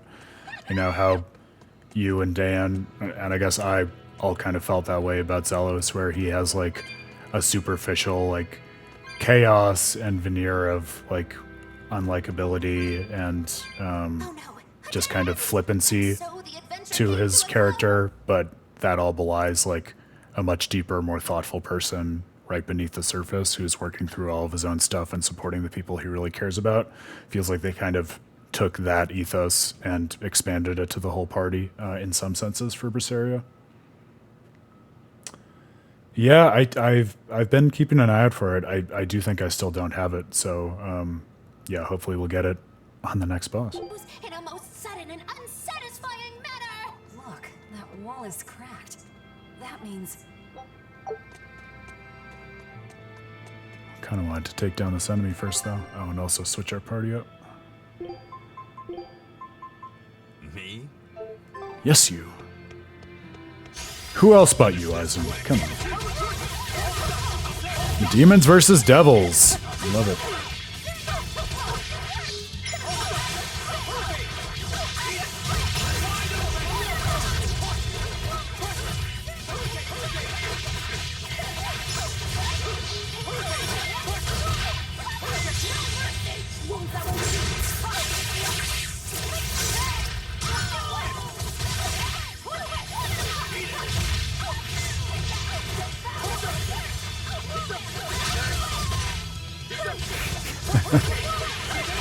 Well, he's so accustomed to being Ifrit's first mate, right? So he's used to being kind of in charge, but not really in charge.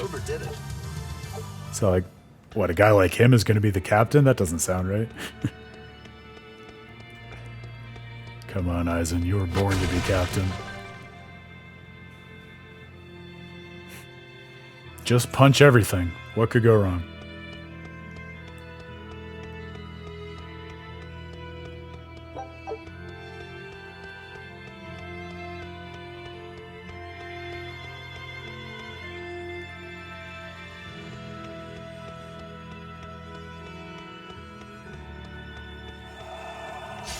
On to battle.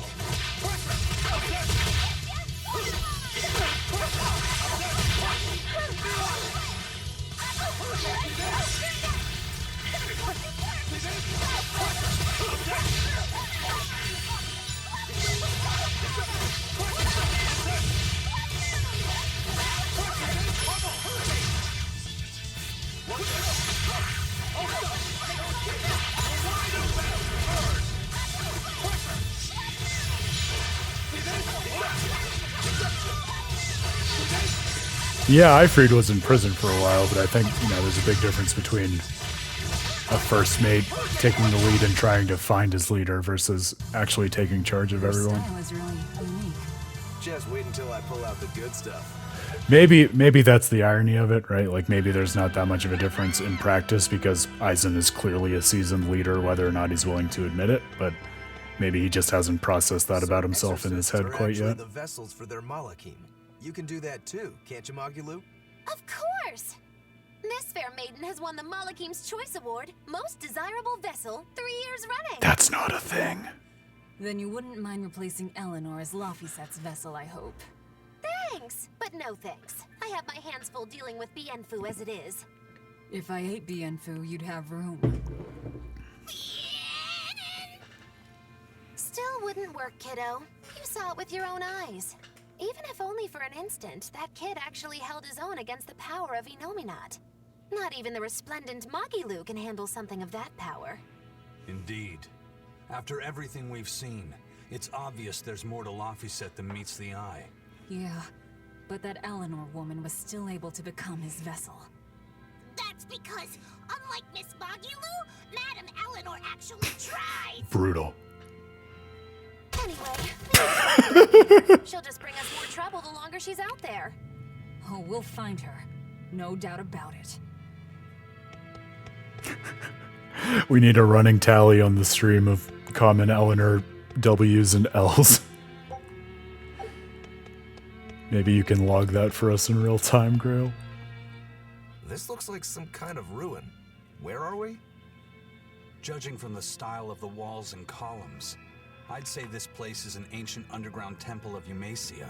Eumacia, the Empyrean of Earth. So it was by no coincidence that the Earth Pulse led us here. How did the temple builders know where to dig to connect to an Earth Pulse? Did they just get lucky? Just wham, there it is? An Earth Pulse doesn't work that way. It's a flow of natural force ordinary humans can't sense. But in those days, there were more humans capable of sensing that which others couldn't. It was people like that who guided the rest to build their temples closer to the Earth Pulses, closer to their gods. Uh-huh. So, since Empyreans control the forces of nature, people viewed the Earth Pulses as embodiments of the gods themselves. Is that it? Right. In the time when Empyrean worship was at its peak, temples like this were built all over. And I'm guessing they all looked pretty similar, so until we go outside, we're no closer to knowing where we are. That sums it up. I wonder if they found any high-quality ore when they dug this hole. You know, for making swords. I don't know why I bother explaining anything to you.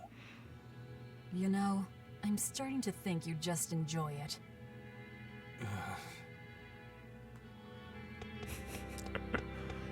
She has his number.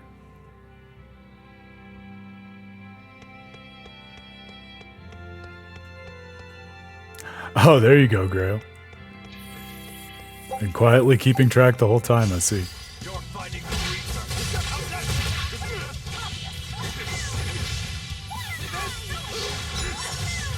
If we get her to actually join our party, she's got some catching up to do then. Balance out her batting average.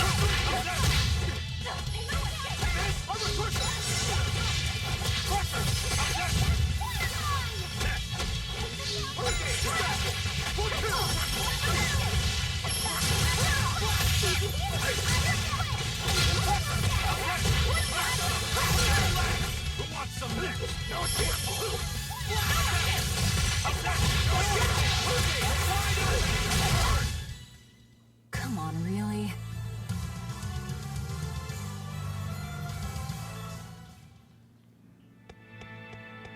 Oh, there you go. Well, yeah, that would certainly help.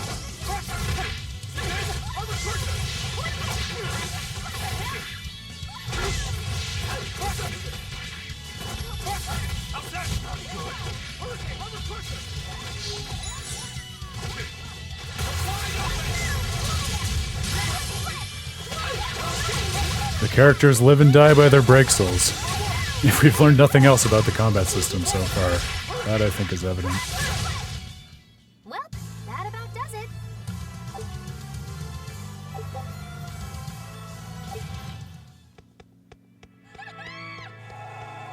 Pretty interesting too to see all of the different story variations on like elemental spirits of one kind or another and where they enter into world history. Like, this is just obviously by the happenstance of the order in which I ended up playing these games, but it's cool to be playing this right after Vesperia, because, you know, Vesperia wraps up with, at the end of the game, the party deciding to create a whole new world order by creating summon spirits in a world that never previously had anything like that.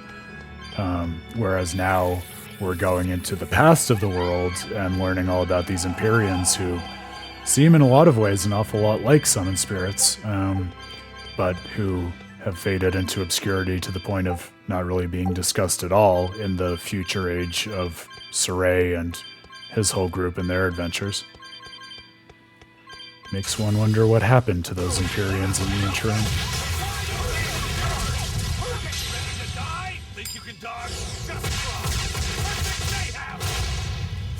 It really is perfect mayhem, isn't it?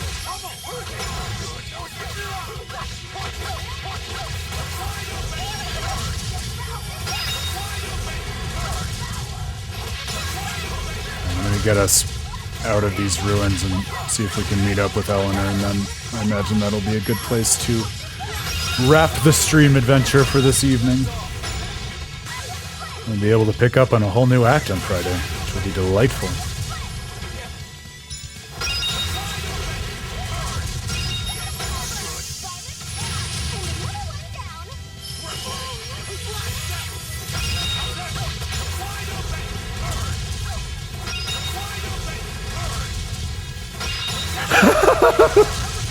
Oh, Grail, you gotta make that meme.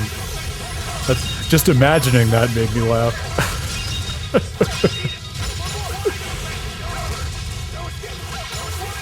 I could even think of, like, my dog Evie flopping on the couch and then Aizen from nowhere teleports in. You're wide open!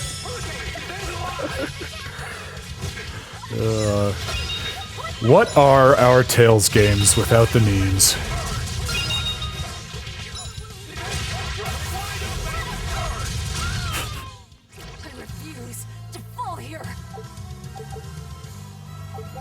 Man, that was a pretty fun battle. Yeah, see, I don't know if it's because they added, like, another level of difficulty, moderate, because I don't think they had that level in Zestiria, if I'm remembering correctly. I think it went right from normal to hard. But I do feel like the dangerous encounters in Berseria are almost just fun and high energy, whereas Zestiria's were overwhelming and actually risked wiping out my party. So I'm enjoying that change, to be sure. Look at this.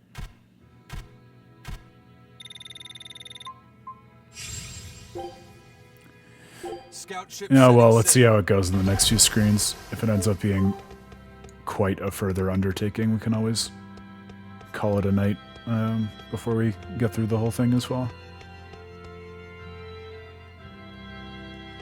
But yes, not being overwhelmed by random encounters definitely makes a difference to the flow of dungeon navigation.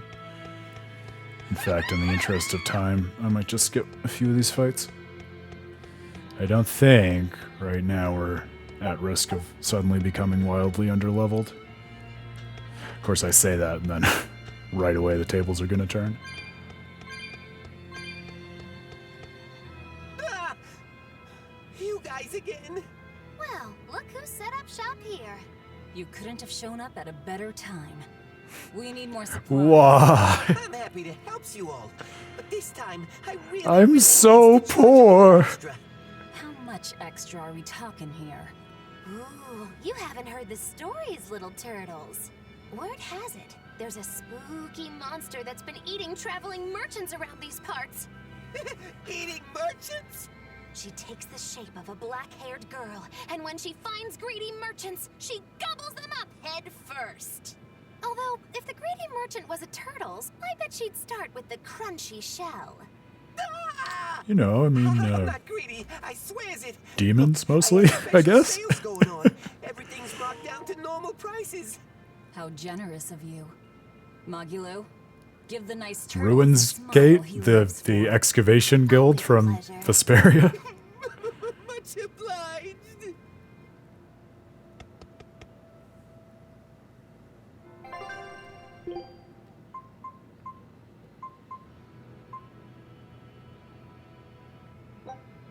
That's interesting to me too, though. If like if that delineation of different difficulty levels has been a thing for a while, which I didn't realize, Grail. So thank you for that context. Like, it almost becomes a more interesting way of really, as you say, just highlighting like the gravity and power of these characters, that they are kind of in another league, even relative to the heroes of other games.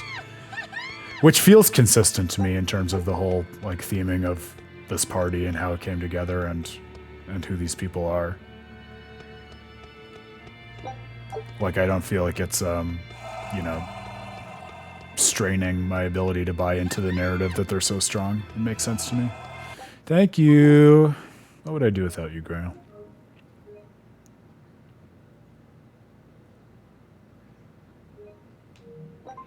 This is feeling a little long. I'm gonna wander around for a little bit longer here, but then we might just call it a bit earlier.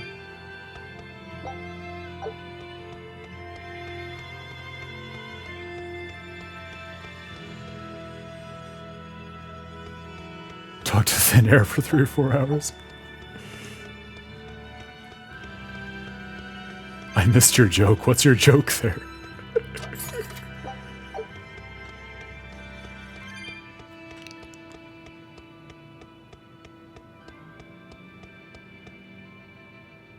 I was misled. I thought it was a path forward, but it was a treasure path. Oh, what would I do without you? I'd just be talking into thin air. I got there. Aaron had a slow moment. No, that's not true, Grail. Haven't you been paying attention to the stream? I would be talking to my dog. And all of the people who watch on YouTube, because for whatever reason they, I guess, are more interested in watching a VOD than having a conversation. Not to belittle that. Everyone experiences these things in their own way, but if anyone's watching the VOD now, in the future, when this is uploaded onto YouTube, I hope you know you are strongly encouraged to come onto Twitch and hang out on the live stream. Because it's a lot of fun when we can have conversation. I did see the breakable wall. I just wanted to see what was down this way first.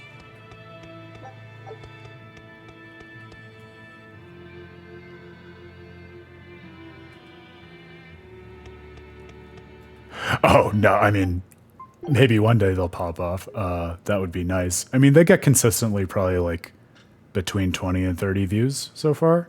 And some of them, for whatever reason, and like random ones I wouldn't expect, get some more views than that, which is nice.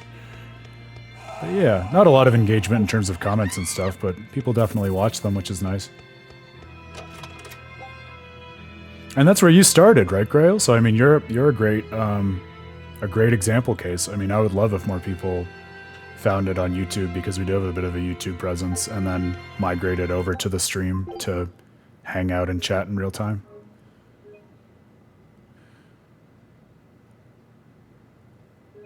Alright, I feel like we've sunk in enough at this point that we can try to fight the Code Red monster and then get out of the ruins at least. Are we ready for this?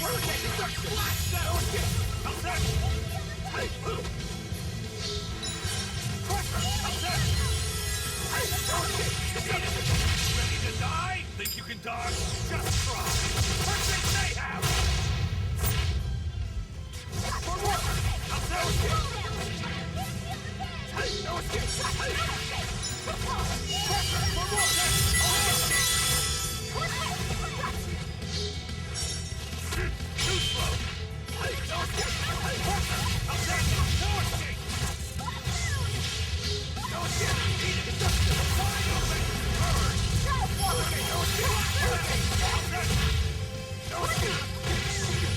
Oh, that's awesome. I don't think I knew that, Grail.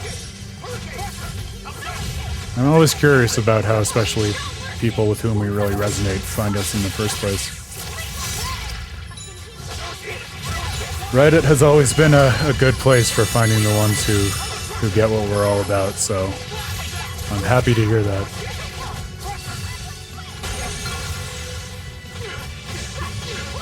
Hopefully we'll get some good conversation going on the Tales sub about this new Symphonia study too. You can be my Confederate, Grail. You can start the conversation if it doesn't start when I share it there. No, I'm kidding.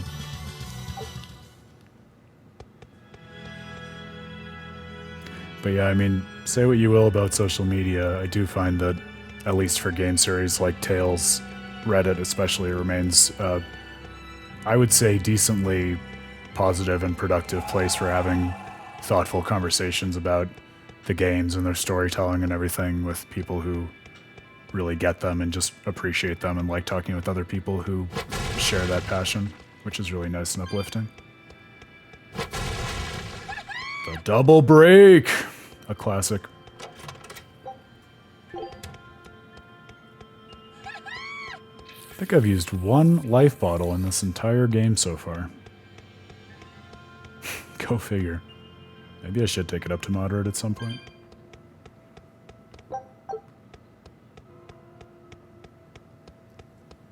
Maybe that'll be our treat for Friday, opening up Act 2 with a different difficulty level, seeing how that goes.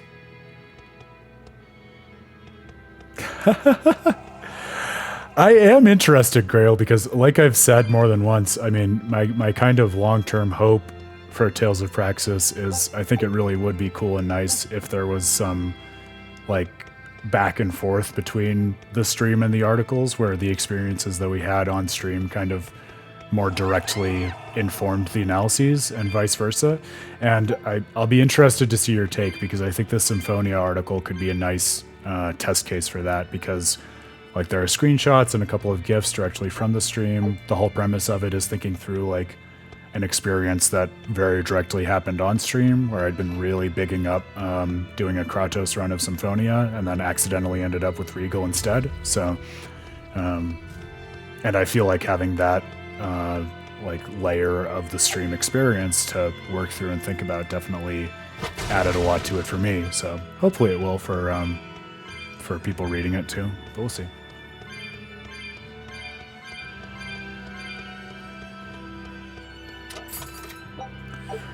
Yeah, I mean, I'm very much like sunk cost fallacy of saying we've come this far. I'm happy to push through at this point.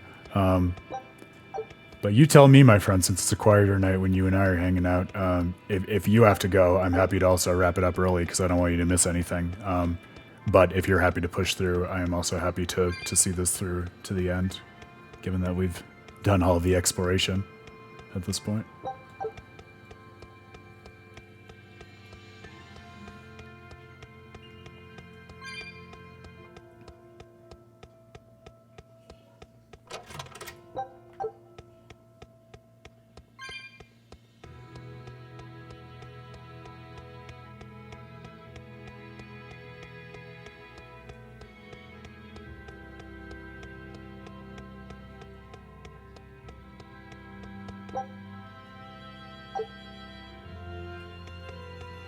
Fantastic. All right. Well, then I will save, but then let's break on through to the other side. Set up a bit of what's going to happen next before we wrap things up for the night. I think that's a good way to do it. Oh, that's cool, too. They were talking about how this is an Earth element, Earth Pulse, and we have what Zestiria players will remember is the icon for the Earth element on the door. The little things make the world.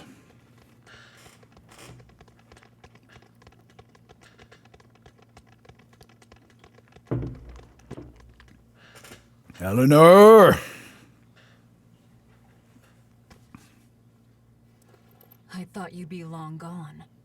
I apologize for disappearing on you. I was there, and then in the next moment, I was gone. And Laphicet? He's resting inside me. As far as I can tell, he seems healthy again. Your name's Eleanor, right? If I defeat you, you'll be his vessel and follow my orders until the day you die. Seems fair. I accept. But conversely, should you lose, I will take your life. So the usual stakes. Do you plan on fighting alone? I can handle myself. Oh, I love Tails duels, but I also love Eisen. It's on!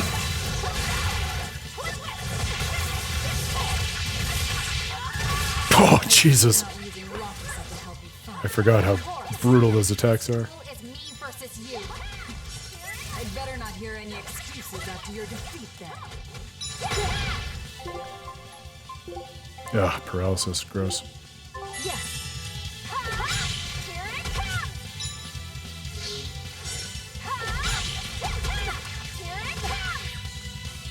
Oh my god, give me that soul, please.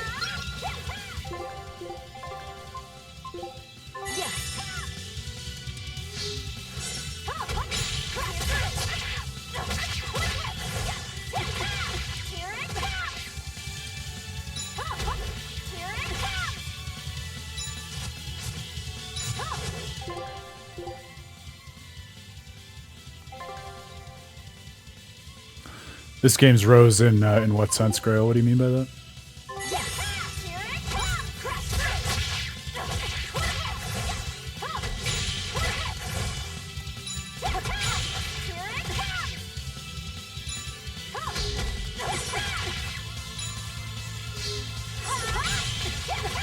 Boy, this is, to be honest, this is a little harder than I was expecting it to be.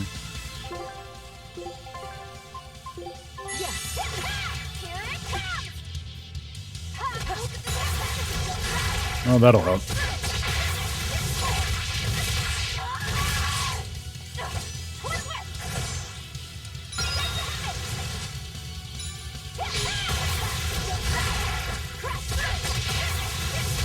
Oh, there you go.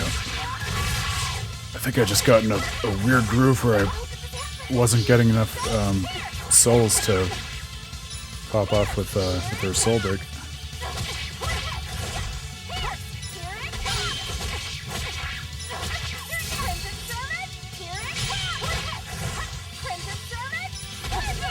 Oh, Jesus. That was not good. God, that cast is way faster than it should be. Are you kidding me? She couldn't get up in time? That sucks. I didn't like that outcome at all. We were so fucking close. Ugh. Velvet. I have to suck, girl. Yeah, not so much my beloved when I'm fighting against it. Let's run it back. Yeah, it really grinds my gears. Now I'm out for blood, Eleanor. It's gonna go easy on you before. I'd better not hear any excuses after your defeat then.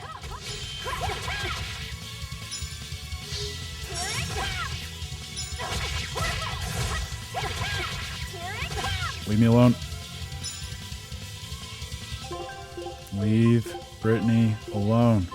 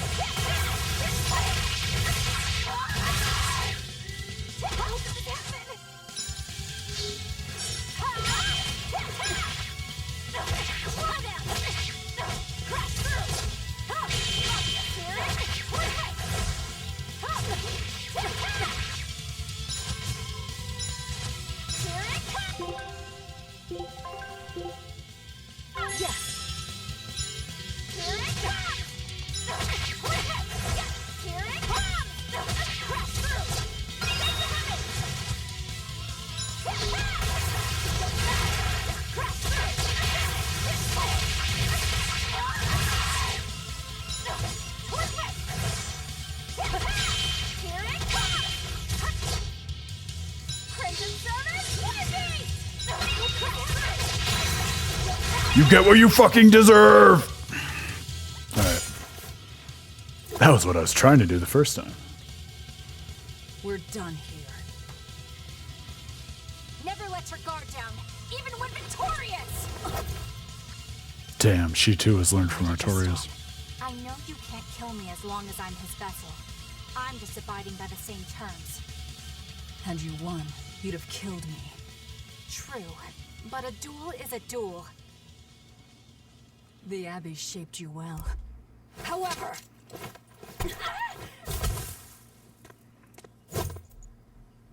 Once your sword is drawn, never waver. Control your feelings to control the tide of battle, right? Lord Artorias' teachings? What a failure I have been. Yeah, that's a really interesting point, Grail. Yeah, thank you for taking the time to explain that. I hadn't put that together, but that totally makes sense. You get the same kind of resonance with the underlying ethos of what the party is about in both cases, but because Soray is kind of the party of the shepherd, Rose is the odd one out in terms of at least superficial moral alignment by virtue of being an assassin, whereas you have the exact mirror image of that here, where the party is banded together by more or less seeming like superficially morally suspect at the least, if not immoral or at least amoral, and Eleanor is more of seemingly a beacon of justice and being morally upstanding, but obviously resonates more with the party than she might initially expect. There you go, the count. That's what it's really all about. I'll keep my word.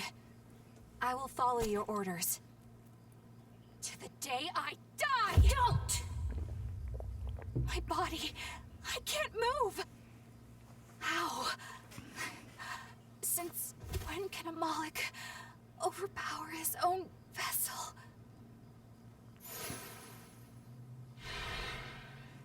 It was a good try, Eleanor. Are you feeling better now? Yeah. Looks like her body is reacting. I think that's fair, Grail. Yes. I think we should call it a draw. She'll get a high fever 1 and and 1. stay zonked out for a bit. No biggie. Carrying her will slow us down. We can't afford that risk when we're venturing into parts unknown.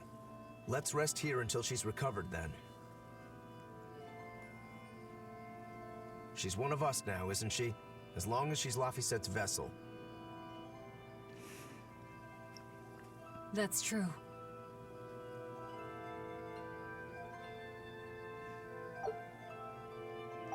One of us. One of us. There you go. That's the third level guard power. That will definitely help.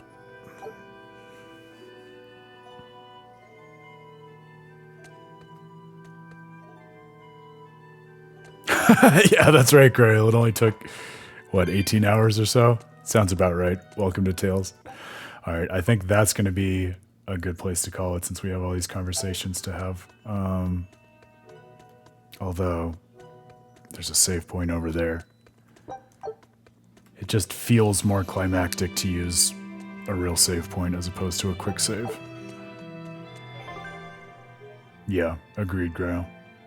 Well, thank you for seeing through that adventure and the transition into the second act with me. That was a lot of fun and nice to be in the presence of great company in a bit of a quieter stream, just to have more of a one-on-one conversation and adventure. Those are fun parts of a real-life JRPG too, when it's more of a partner feel than a larger party feel, to dovetail things all the way back to our conversation at the beginning of the stream of what makes a JRPG and what kind of party we're after. Thank you, my friend, for the great conversation. To everyone else who dipped in and out, pleasure to see you. Always feel welcome to dive into the chat if you want to, if you're interested in any part of the game, anything we're talking about, whether you're a Tales vet or it's your first time seeing anything from the series. Yes, and in all seriousness, like I was saying before, if you are checking this out on YouTube and you're interested in being part of the conversation, a big part of Tales of Praxis's ethos, especially in its streaming content, is putting together that feeling of a live book club, real life JRPG, like I've been talking about. So dip into Twitch next time. We do this every Monday, Wednesday, Friday, 7 p.m. Eastern. Become part of the party, and you'll be one of us, just like Eleanor now is in Tales of Berseria. See, it's all connected. Yes, a pleasure, Grail. There you go. Yeah, buckle up. I'll grind out the end of this article, and you'll see if you can grind out a playthrough, and we can keep each other honest on Friday.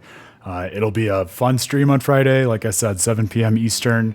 Not only will we be diving into the second act of this game to see what Velvet does in this aftermath of having sought and failed to achieve her revenge, but also maybe getting something else to live for or fight for, or at least having some kind of protective instinct awakening for Laphicet. So it seems like Velvet is gaining a little bit more to her dimensionality, as we might expect.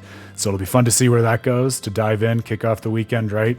And hopefully, barring an unforeseen act of God, there will be a brand new companion analysis out on Tales of Symphonia with a little bit of bonus content from Dawn of the New World, and plenty to chew on and think about, not just in terms of those games, but also in terms of their overall contribution to their series and what the praxis of it all is. This is one that is focused a lot on kind of the way in which the game takes the player on a journey in the way that I was thinking about when I first kicked off Tales of Praxis and gave it its name and mission statement.